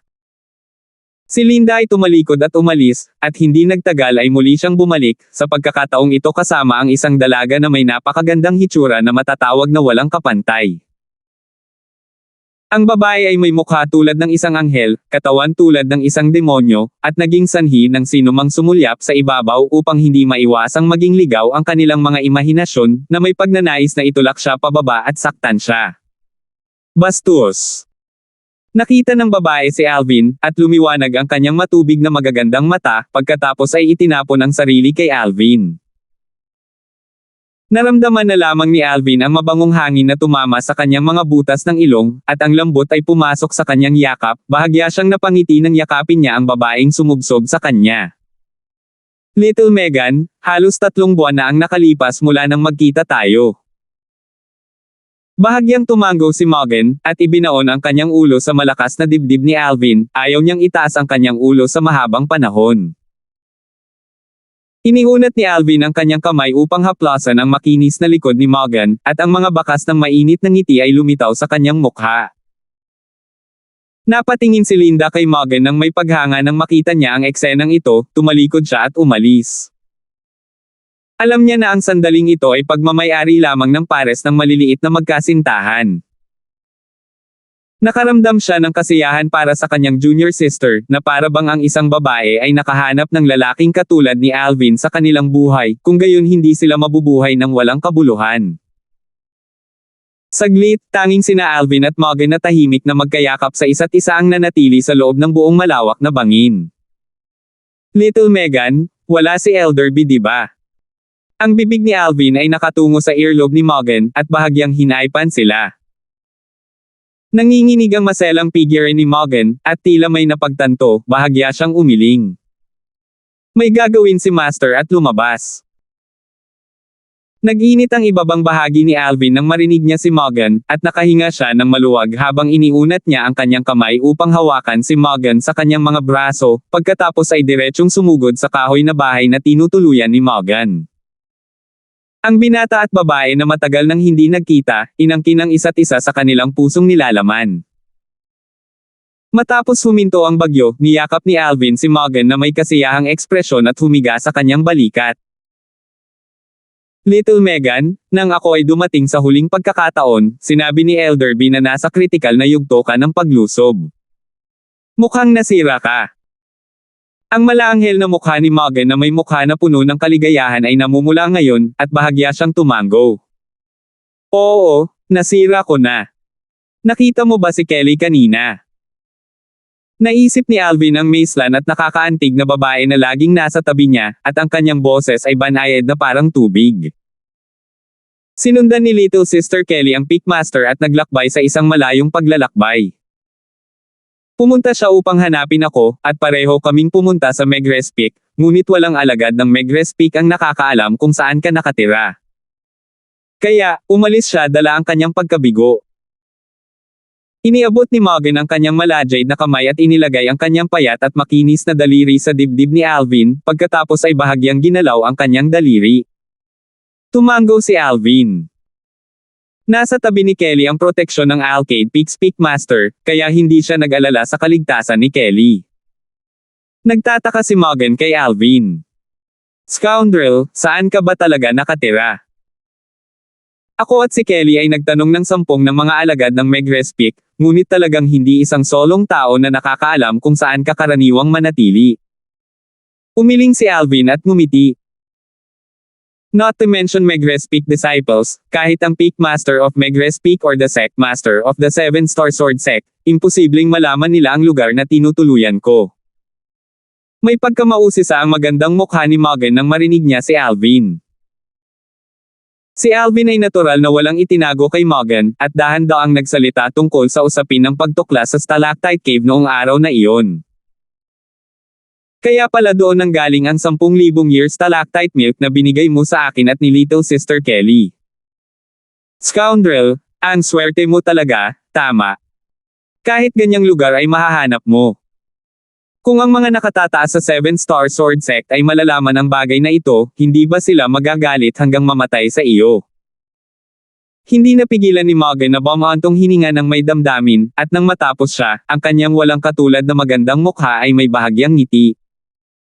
Oo, hindi masama ang swerte ko. Tumango si Alvin, at nang magsalita siya tungkol sa Stalactite Cave, hindi niya maiwasang isipin ang dalawang maliliit na sawa.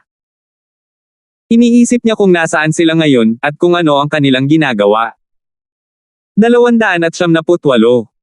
Scoundrel, anong iniisip mo? So deeply absorbed in it.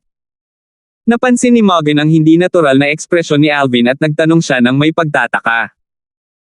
Parang may halong pag-aalala sa tono niya. Wala lang, may naisip lang ako bigla. Umiling si Alvin, at hindi sinabi kay Morgan ang tungkol sa pagkawala ng dalawang maliliit na sawa. Hindi niya gustong mag-alala si Morgan tulad niya. Nag-chat sina Alvin at Morgan, at hindi nila alam, nag-usap sila tungkol sa Outer Court Martial Competition 3 buwan mula ngayon. Scoundrel, narinig ko na binago ang mga patakaran ng kompetisyon ng militar sa labas ng korte. Biglang sinabi ni Morgan kay Alvin. Nabago ang mga panuntunan. Anong mga patakaran ang binago? Si Alvin ay natigilan, at nagtanong. Narinig ko mula kay Master na kapag sinabi at tapos na ang lahat, ang pagbabago ng mga patakaran sa pagkakataong ito ay dahil sa iyo. Habang nagsasalita siya dito, inilibot ni Morgan ang kanyang mga mata kay Alvin, bagaman alam niyang mahusay ang kakayahan ng kanyang lalaki, ngunit nang marinig niya ang kanyang lalaki ay nagawang pumatay kahit isang pang-anim na antas ng Origin Core Stage na alagad sa labas ng korte, hindi niya maiwasang mabigla sa kanyang puso. Kung gumamit si Alvin ng inskripsyon ng pagkakasala, hindi niya maramdaman na kakaiba ito. Ngunit ang problema ay, si Alvin ay hindi gumamit ng offense inscription mula sa simula hanggang sa huli, at ganap na ginamit ang kanyang tunay na lakas upang patayin ang kanyang kalaban. Dahil sa akin. Ang sinabi ni Morgan ay naging sanhi ng labis na pagkalito ni Alvin, ano ang kinalaman ng 7-star sword sect outer court martial competition na nagbabago ng mga panuntunan sa kanya. Oo. Tumango si Morgan, pagkatapos ay tumingin kay Alvin na may nagtataka na tingin, at hindi nagpatuloy sa pagpukpok sa paligid ng bush at direktang sinabi. Nabalitaan ko mula kay Master na mula nang kumalat ang balita tungkol sa pagpatay mo sa Fect the Peak 6th Level Origin Core Stage Outer Court Disciple, si Braden, bukod sa Alcade Peaks at iyong Megres Peaks Peak Masters, ang Peak Masters ng iba pang 4 na magagaling na Sword Peak ay espesyal na nagsimula ng pagpupulong ng 6 na peak noong nakaraang buwan. Ang nilalaman ng pulong ay nakatarget sa Outer Court Martial Competition 3 buwan mula ngayon. Sa nakalipas na Outer Court Martial Competitions, ang mga alagad sa labas ng court ay dapat na pumasok sa 7-star sword sect nang wala pang 3 taon upang lumahok. Ngunit sa pagkakataong ito, ang Peak Masters ng 6 na taluktok sa halip ay nagpasya na tanggalin ang limitasyong ito. Sa pagkakataong ito, hanggat ang isa ay may kakayahan sa labas ng 7-word sword, sumali sa Outer Court Martial Competition. Natapos si Morgan sa isang hininga. Nagsalubong ang mga kilay ni Alvin. Hindi niya akalain na ang pagpatay kay Braden ay magdudulot ng ganoong chain reaction. Kailangan pa bang umabot ng ganito kahaba? Umiling si Alvin at ngumiti, hindi niya akalain na mayroon siyang napakagandang mukha na kaya niyang gawin ang mga Peak Masters ng 6 na peak ng 7-star sword sect na espesyal na magdaos ng meeting para sa kanya. Siyempre, nahulaan ni Alvin ang mga intensyon ng Peak Masters ng 6 na Great Sword Peak sa paggawa nito. Ito ay walang iba kundi ang pag-iisip kung hindi nila babaguhin ang mga patakaran, ang outer court martial competition sa pagkakataong ito ay walang suspense, dahil siya, si Alvin, ay tiyak na magiging unang lugar sa outer court martial competition. Talagang natatakot sila na makuha mo ang unang pwesto, kaya sinadya nilang hadlangan ka. Si Morgan ay umungol sa mahinang boses, at may hindi nasisiyahang ekspresyon. Alright, this is nothing to be unhappy about. They did this because they don't hope for the first place of the outer court martial competition to be known already before the martial competition has even begins. Kung ganito talaga, then the confidence of the other outer court disciples would surely take a blow. Tumawa si Alvin, lubos niyang naiintindihan ang mga intensyon ng mga peak masters ng 6 na Great Sword Peak. Tumatawa ka pa rin. Kung ganito talaga, then that time, may mga 7th level Origin Core Stage Outer Court Disciples na sasali. Sa Outer Court Martial Competition, hindi ka pwedeng gumamit ng anumang external sources ng strength bukod sa spirit weapons. Sa madaling salita, hindi magagamit ang mga inscription mo. Tumingin si Morgan kay Alvin na tila bahagyang hindi nasisiyahan. Sa ganoong paraan, hindi mo makukuha ang unang pwesto. Lubhang hindi nasisiyahan si Morgan sa kanyang puso sa unang lugar kung saan ang orihinal na dapat ay ang pagkakait sa kanya ni Alvin ng ganito. Sa kanyang puso, ang lalaki niya, si Morgan, ay palaging ang pinakanamumukod tangi. Hindi makagamit ng mga inscription. Bahagyang nagulat si Alvin, ngunit sa isang mabilis na pag-iisip, naunawaan niya. Ang mga inscription ay pagkatapos ng lahat ay hindi katulad ng mga sandata ng espiritu, dahil sa isang tiyak na lawak, ang pagkakaroon ng mga inscription ay talagang nakakaapekto sa pagiging patas ng kompetisyon ng militar sa labas ng korte. Ano? Little Megan, wala kang tiwala sa lalaki mo. Pilyong inilagay ni Alvin ang kanyang kamay sa maselang katawan ng batang babae na walang kaunting laman, at pinakiramdaman siya. Nanginginig ang maselang katawan ng batang babae, at namumula ang kanyang pisngi. Bumilis ang paghinga ni Alvin nang makita niya ito, at muling bumaling sa ibabaw niya, at tumakbo sa kasiyahan ng kanyang puso. Umalis lang si Alvin pagkatapos maging matalik sa kanya sa isang buong araw. Isang bahay ng kasiyahan, libingan ng mga bayani. Hindi nagsisinungaling ang ating mga ninuno. Emosyonal na napabuntong hininga si Alvin sa kanyang puso nang umalis siya sa Arcade Peak, na bagaman naging malapit siya kay Morgan sa buong araw, ngunit sa kanyang pag-aalala, tila saglit lang.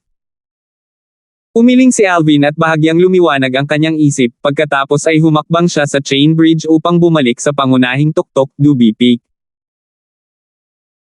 Lumubog na ang araw sa kanluran nang dumating si Alvin sa stone platform kung saan matatagpuan ang chain bridge na patungo sa Megrez Peak, at napansin niya na maraming mga disipulo ng Megrez Peak ang tumuntong sa chain bridge upang magtungo sa Megrez Peak.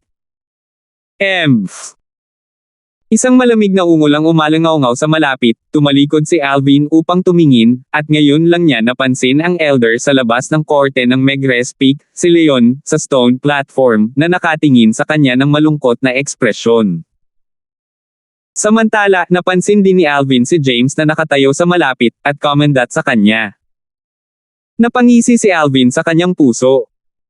Mukhang kinuha talaga ni James si Leon para maglibot sa 7-star sword sect sa buong araw. Nang makita si Leon na galit na hitsura, biglang naramdaman ni Alvin na sulit ang paggastos ng 10,000 ginto. Elder Leon, matagal na.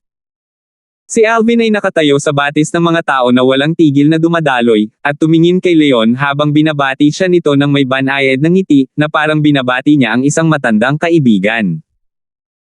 Hindi pinansin ni Leon si Alvin, at ang kanyang ekspresyon ay kasing hindi magandang tingnan. Marahil, sa ganang kanya, ang tanging dahilan kung bakit siya bumalik na walang dala ngayon ay dahil sa pagiging tuso ni Alvin, na naging dahilan upang wala siyang makitang mga track. Hindi niya pinaghihinalaan si James na nanguna.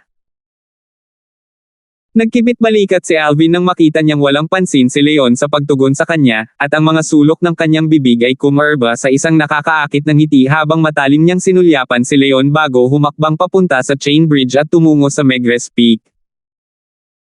Napakaraming tao dito sa kasalukuyan, kaya hindi siya nag-aalala na si Leon ay gagawa ng hakbang laban sa kanya. Sa di sinasadya, napansin ni Alvin si Leon na sumusunod sa kanya mula sa likuran.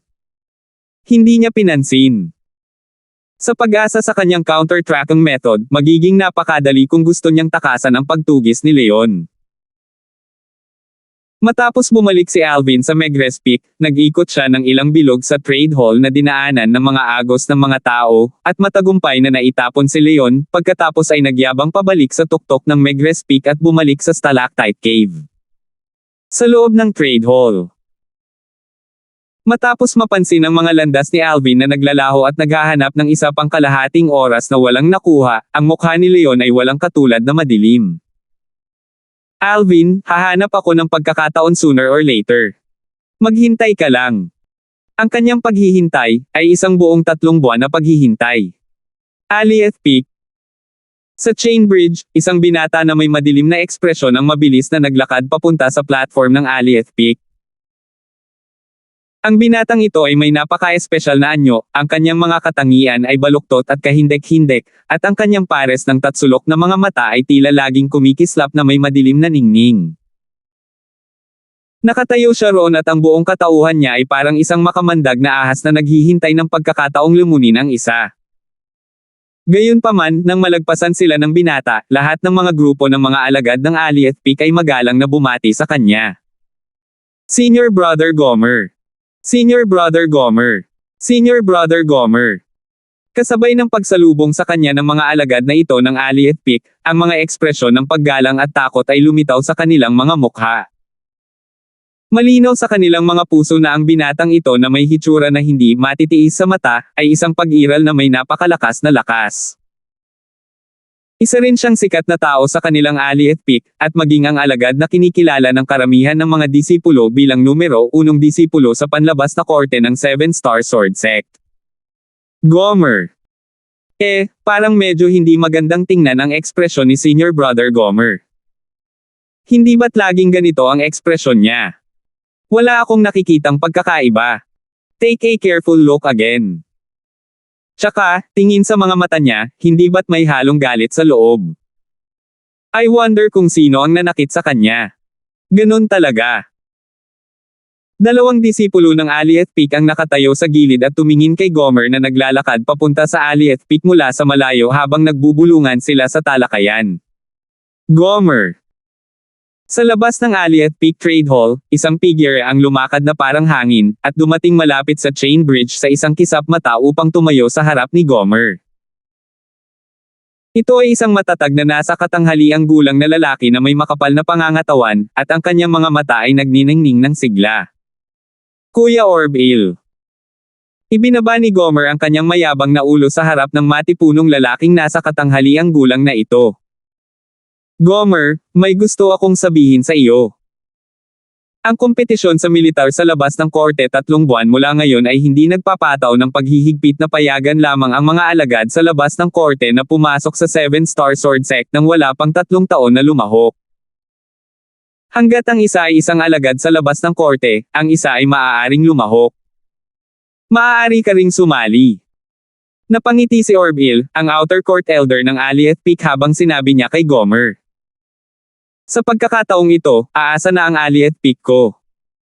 Sa ganang kanya, sa lakas ni Gomer, ang pagkuha sa unang pwesto sa Outer Court Martial Competition 3 buwan mula ngayon ay isang bagay na walang anumang suspense kung walang hindi inaasahang mangyayari. Anong nangyayari? Si Gomer ay bahagyang wala sa isip kanina, ngunit ngayon nang marinig niya si Orville, ang kanyang espiritu ay napukaw. Ang mga patakaran ng Outer Court Martial Competition ay palaging may mga paghihigpit. Bakit biglang ginawa ang mga pagbabago sa oras na ito? Mahirap para sa kanya na intindihin.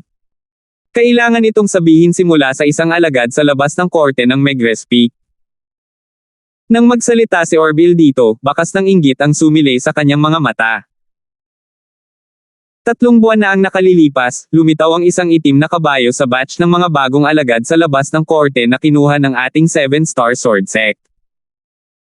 Binata iyon sa edad na 20, at kalaunan ay pumunta siya sa Megrez Peak.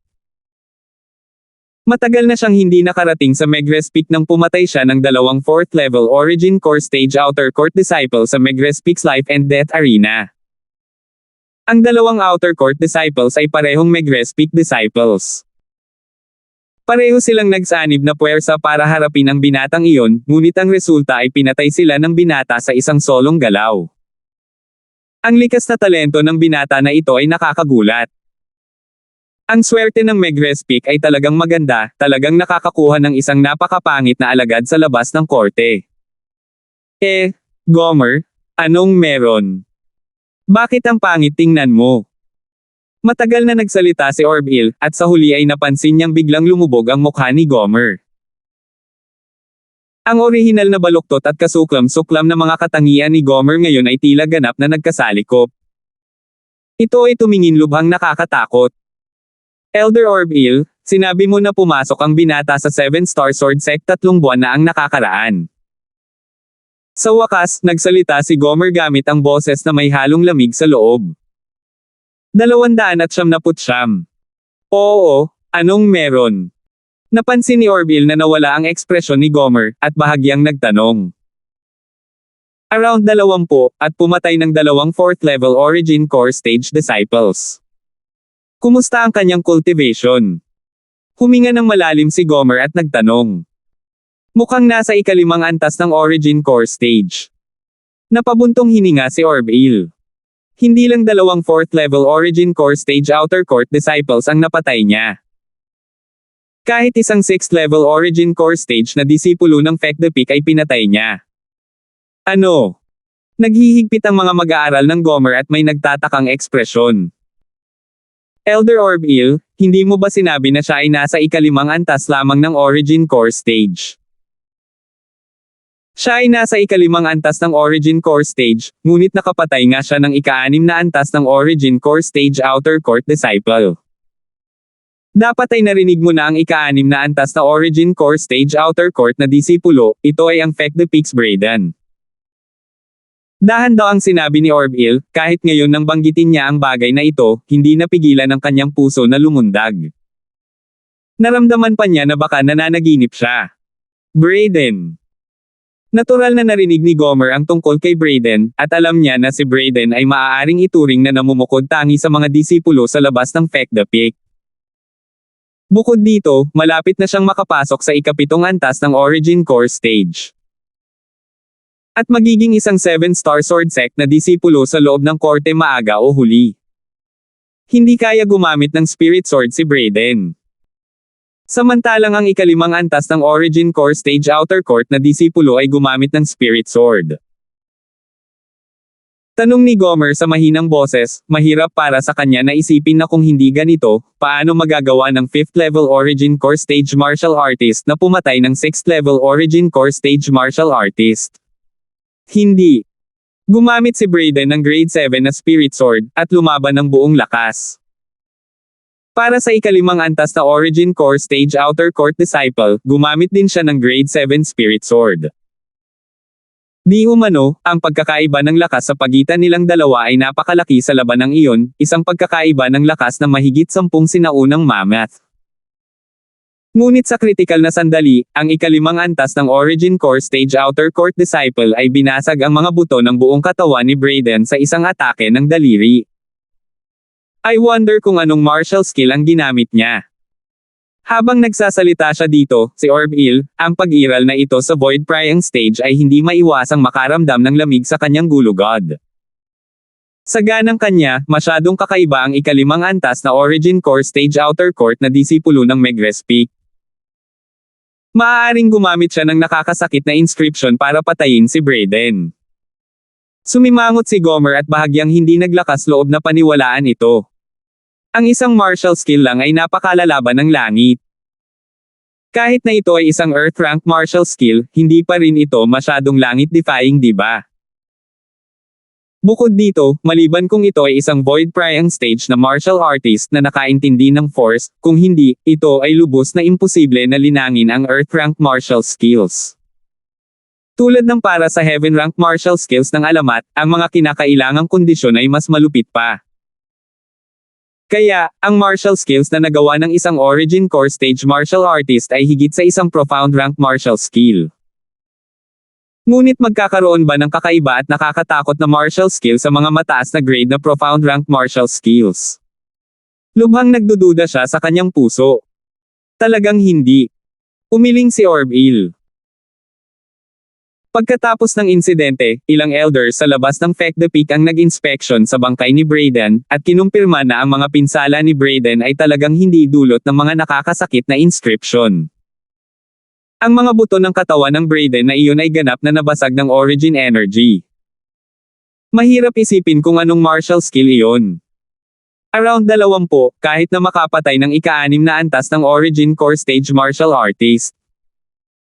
Huminga ng malalim si Gomer, ang kanyang tatsulok na mga mata ay kumikislap na may kahangahangang malamig na liwanag, at ang kanyang puso ay nanginag. Dapat siya iyon. Ano? Gomer, kilala mo siya. Naramdaman ni Orville ang layunin ng pagpatay na ibinubugo mula sa katawan ni Gomer, at may natatarantang ekspresyon. Si Elder Orville, bukod sa kanya, kabilang sa mga alagad sa labas ng korte nakakapasok lang sa 7-star sword sect 3 buwan na ang nakakaraan, mayroon pa bang iba pang mga buhay na nasa 20 taong gulang at nakatuntong sa ika-4 na antas ng origin core stage o mas mataas? Gustong kumpirmahin ni Gomer ang isang hakbang pa. I've never heard of it. At saka, ito ay halos imposible. Ang ating 7-star sword sect na makapag-recruit ng ganoong genius martial artist ay masasabing swerte. Ang isang henyong martial artist na tulad nito ay hindi katulad ng repolyo na ibinebenta sa mga palengke. Umiling si Orville, at naramdaman niyang masyadong nag-iisip si Gomer. Elder Orville, ano ang pangalan nitong Megrespik Outer Court Disciple? Tumingin si Gomer kay Orville at nagtanong. Alvin, sabi ni Orville, habang naaalala niya ang pangalang ito sa unang pagkakataon na narinig niya ito. Dahil lamang ito sa pangalan ng isang halimaw na martial artist.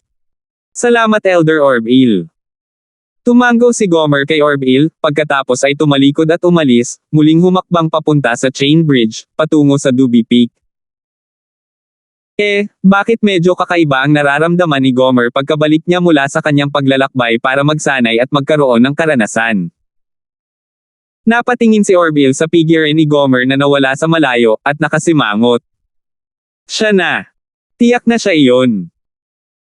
Sa Chain Bridge, lumakad si Gomer na parang hangin, at ang kanyang mga tatsulok na mata ay kumikislap na may matinding layuning pumatay. Alvin. Naglakas loob mo talagang pilayin ang mga kapatid kong si Dantian. Hindi kita bibitawan. Siguradong mamamatay ka. Sa ilalim ng kanyang matinding galit, ang pangit at kahindek-hindek na mukha ni Gomer ay ganap na nagkasalikop, na naging sanhi ng ilang mga alagad ng Alieth Peak na dumaan sa Chain Bridge na makaramdam ng lamig mula sa kaibuturan ng kanilang mga puso mula sa isang sulyap lamang sa kanya, at nakaramdam sila ng lamig sa kanilang mga gulugod. Senior Kuya Gomer. Nang batiin nila si Gomer ngayon, natakot sila hanggang sa nanginginig ang kanilang mga boses. Hindi huminto si Gomer pagkarating niya sa Duby Peak, at humakbang papunta sa Chain Bridge na patungo sa Megrez Peak. Gusto niyang pumunta sa Megrez Peak, para kaladkarin palabas ang taong nagpalumpo sa kapatid niyang si Almira, si Dantian. Gusto niyang maghiganti. Gusto niyang maghiganti para sa kapatid na pinakamamahal niya. Hindi alam ni Alvin na hindi nagtagal pagkatapos niyang bumalik mula sa Alcade Peak, ang buong Megrez Peak ay nagkakagulo. Ang alagad ng Alieth Peak sa labas ng korte, si Gomer, ang numero 1 disipulo sa outer court ng 7-star sword sect, ay nagpakalat ng salita ng pagnanais na labanan si Alvin sa arena ng buhay at kamatayan, hanggang sa isang partido na lang ang natitira. Si Alvin ay natural na hindi alam ang lahat ng ito. Ngunit, sa Megrez Peak, pagkatapos na hindi makita ang isang bakas ni Alvin sa mahabang panahon, mas marami ang nag-isip na si Alvin ay natatakot kay Gomer at hindi nang ahas na ihayag ang kanyang sarili. Sa totoo lang, normal lang na matakot si Alvin, dahil si Senior Brother Gomer ang numero 1 disipulo sa outer court ng ating 7-star sword sect, at halos walang mga alagad sa labas ng court na kayang makipag-agawan sa kanya. Tama ka. Kung ako si Alvin, hindi ko rin ihahayag ang sarili ko. Kahit na nagawang patayin ni Alvin ang ika-6 na antas ng Origin Core Stage na si Brayden, ngunit ang senior brother Gomer ay isang pag-iral sa ika-7 antas ng Origin Core Stage. Ang ika-6 na antas ng Origin Core Stage at ang ika-7 antas ng Origin Core Stage ay isang divide, at mayroong pagkakaiba sa kabuuan ng ika-20 na sinaunang mummified na lakas. Isang Spirit Sword, mas malaki ang pagkakaiba. Maaaring si Alvin ay makakapagtago ng tuluyan, at hindi lumahok sa Outer Court Martial Competition 3 buwan mula ngayon. Ang mga premyo ng Outer Court Martial Competition ay sobrang bukas palad. Di umano sa pagkakataong ito ay mayroong isang napakahalagang Spirit Fruit bilang pabuya para sa unang pwesto sa Outer Court Martial Competition. Paano mo nalaman? Hehe, may kilala akong senior brother from the Inner Court. May relasyon siya sa isang Inner Court Elder, at siya ang nagsabi sa akin. Kasabay ng pagdating ni Gomer, at ang paparating na Outer Court Martial Competition, ang buong Megrez Peak ay ganap na naging abala. Ngunit, kahit na naghintay si Gomer sa Megrez Peak ng maraming araw, ngunit mula simula hanggang sa huli, hindi nagpakita si Alvin, at sa huli ay pansamantala siyang umalis. Gayunpaman, bago siya umalis, nagbitaw siya ng mga masasakit na salita. Alvin, ako, si Gomer, ang kapatid ni Almira, ay sumusumpa na hindi titigil hanggang sa mamatay ka. Sa loob ng 7-star sword sect, kung mayroon ka, wala ako, at kung ako ay wala ka. Nang matanggap ni Alvin ang mga salitang ito, 3 buwan na ang lumipas. Sa tuktok ng Megrez Peak, sa nakatagilid na puno na nakakubli sa mga ulap at ambon. Ang isang figure na matuli na parang hangin ay tila nag-transform sa isang maliksi na espiritong ahas habang ito ay kumikislap palabas ng kuweba sa likod ng nakatagilid na puno, at matatag na nakatayo sa nakatagilid na puno. Ang nakatagilid na puno ay hindi man lang umindayog. 3 buwan na. Dumaan ang tingin ni Alvin sa mga ulap at ambon upang tingnan ang direksyon kung saan matatagpuan ang Primeval Forest. Makalipas ang mahabang panahon, napabuntong hininga siya. The 2 little fellows actually hindi pa rin bumabalik. Pagkatapos bumalik mula sa Alcade Peak sa kabilang pagkakataon, si Alvin ay nagtatanim sa loob ng Stalactite Cave mula noon, at lumipas ang oras. Sa isang kisap mata, 3 buwan na ang lumipas. Swoosh! Gumalaw ang figure ni Alvin, gamit ang nakatagilid na puno para tumalon hanggang sa tuktok ng Megrez Peak. Dapat magsisimula na ang Outer Court Martial Competition, di ba? Bumaba si Alvin mula sa tuktok, at mabilis na nakarating sa malawak na plataporma kung saan matatagpuan ang Trade Hall. Sa ganang kanya, pinakamadaling makakuha ng impormasyon kung paano nagbago ang mga tuntunin ng kompetisyon ng militar sa labas ng korte sa Trade Hall kung saan dumaloy ang mga daloy ng mga tao. Ngunit, kararating lang niya sa malapit sa Trade Hall nang mapansin niya ang mga kakaibang titig na nagmumula sa karamihan ng mga disipulo ng Megrez Peak, lahat ay sabay-sabay na bumababa sa kanya. May dumi ba sa mukha ko? Hindi maiwasan ni Alvin na matarante nang makita niya ang eksenang ito. Nang mapuno ng mga katanungan ang kanyang puso, isang figure ang lumakad patungo sa kanya mula sa malayo. Alvin. Siya si Hansel. Kinilala ni Alvin ang disipulong ito ng Megrez Peak, ito ay tiyak na kaibigan ni John, si Hansel. Alvin, sa wakas nagpakita ka na. Naisip ko pa na itinago mo ang iyong sarili at hindi mo sinasadyang sumali sa Outer Court Martial Competition sa pagkakataong ito. Saglit na pinalaki ni Hansel si Alvin, pagkatapos ay umiling at ngumiti. Magtago. Natarante si Alvin nang marinig niya si Hansel. Ano ang ibig sabihin ni Hansel dito? Magtago sa ano? Ha? Tanong ni Hansel nang makita niya ang natigil ang ekspresyon ni Alvin. Hindi kaya dahil sa pagtatago mo sa Gomer na iyon kaya hindi ka nagpakilala sa loob ng 3 buwan? Gomer. Sumimangot si Alvin. Sino yun? Hindi ko naman siya kilala. Hindi nakaimik si Hansel. Sigurado ka bang hindi mo siya kilala? Hindi pwedeng.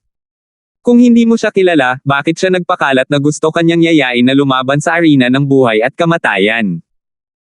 Invite mo akong lumaban sa life and death arena. Lalong lumalim ang pagsimangot ni Alvin.